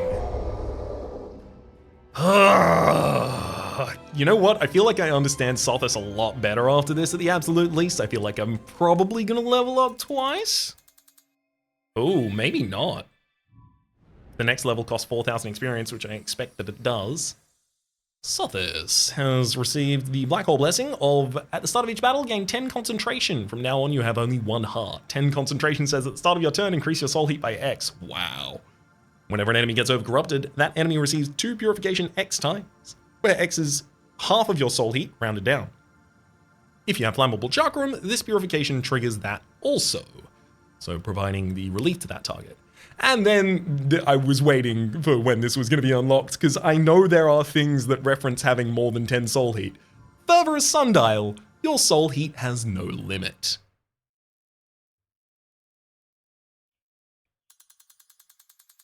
And we're short of the level up after that. We do unlock Anomaly level 6. It's worth noting, we didn't beat Astrea's Heart, but we beat Anomaly level 5. Let's have a look at what the Anomaly level 6 actually modifies here as well. Anomaly level 6 is increased non-bosses max corruption, so it's much more traditional. For the moment, my name has been Rhapsody. Name of the game has been Astrea. Top left series is for the series playlist, past, present, and future. Down in the description down below is going to be a link to the Turn to Page podcast, the YouTube channel for it, all of the available links, any of the things you want to, or not. It's goodbye.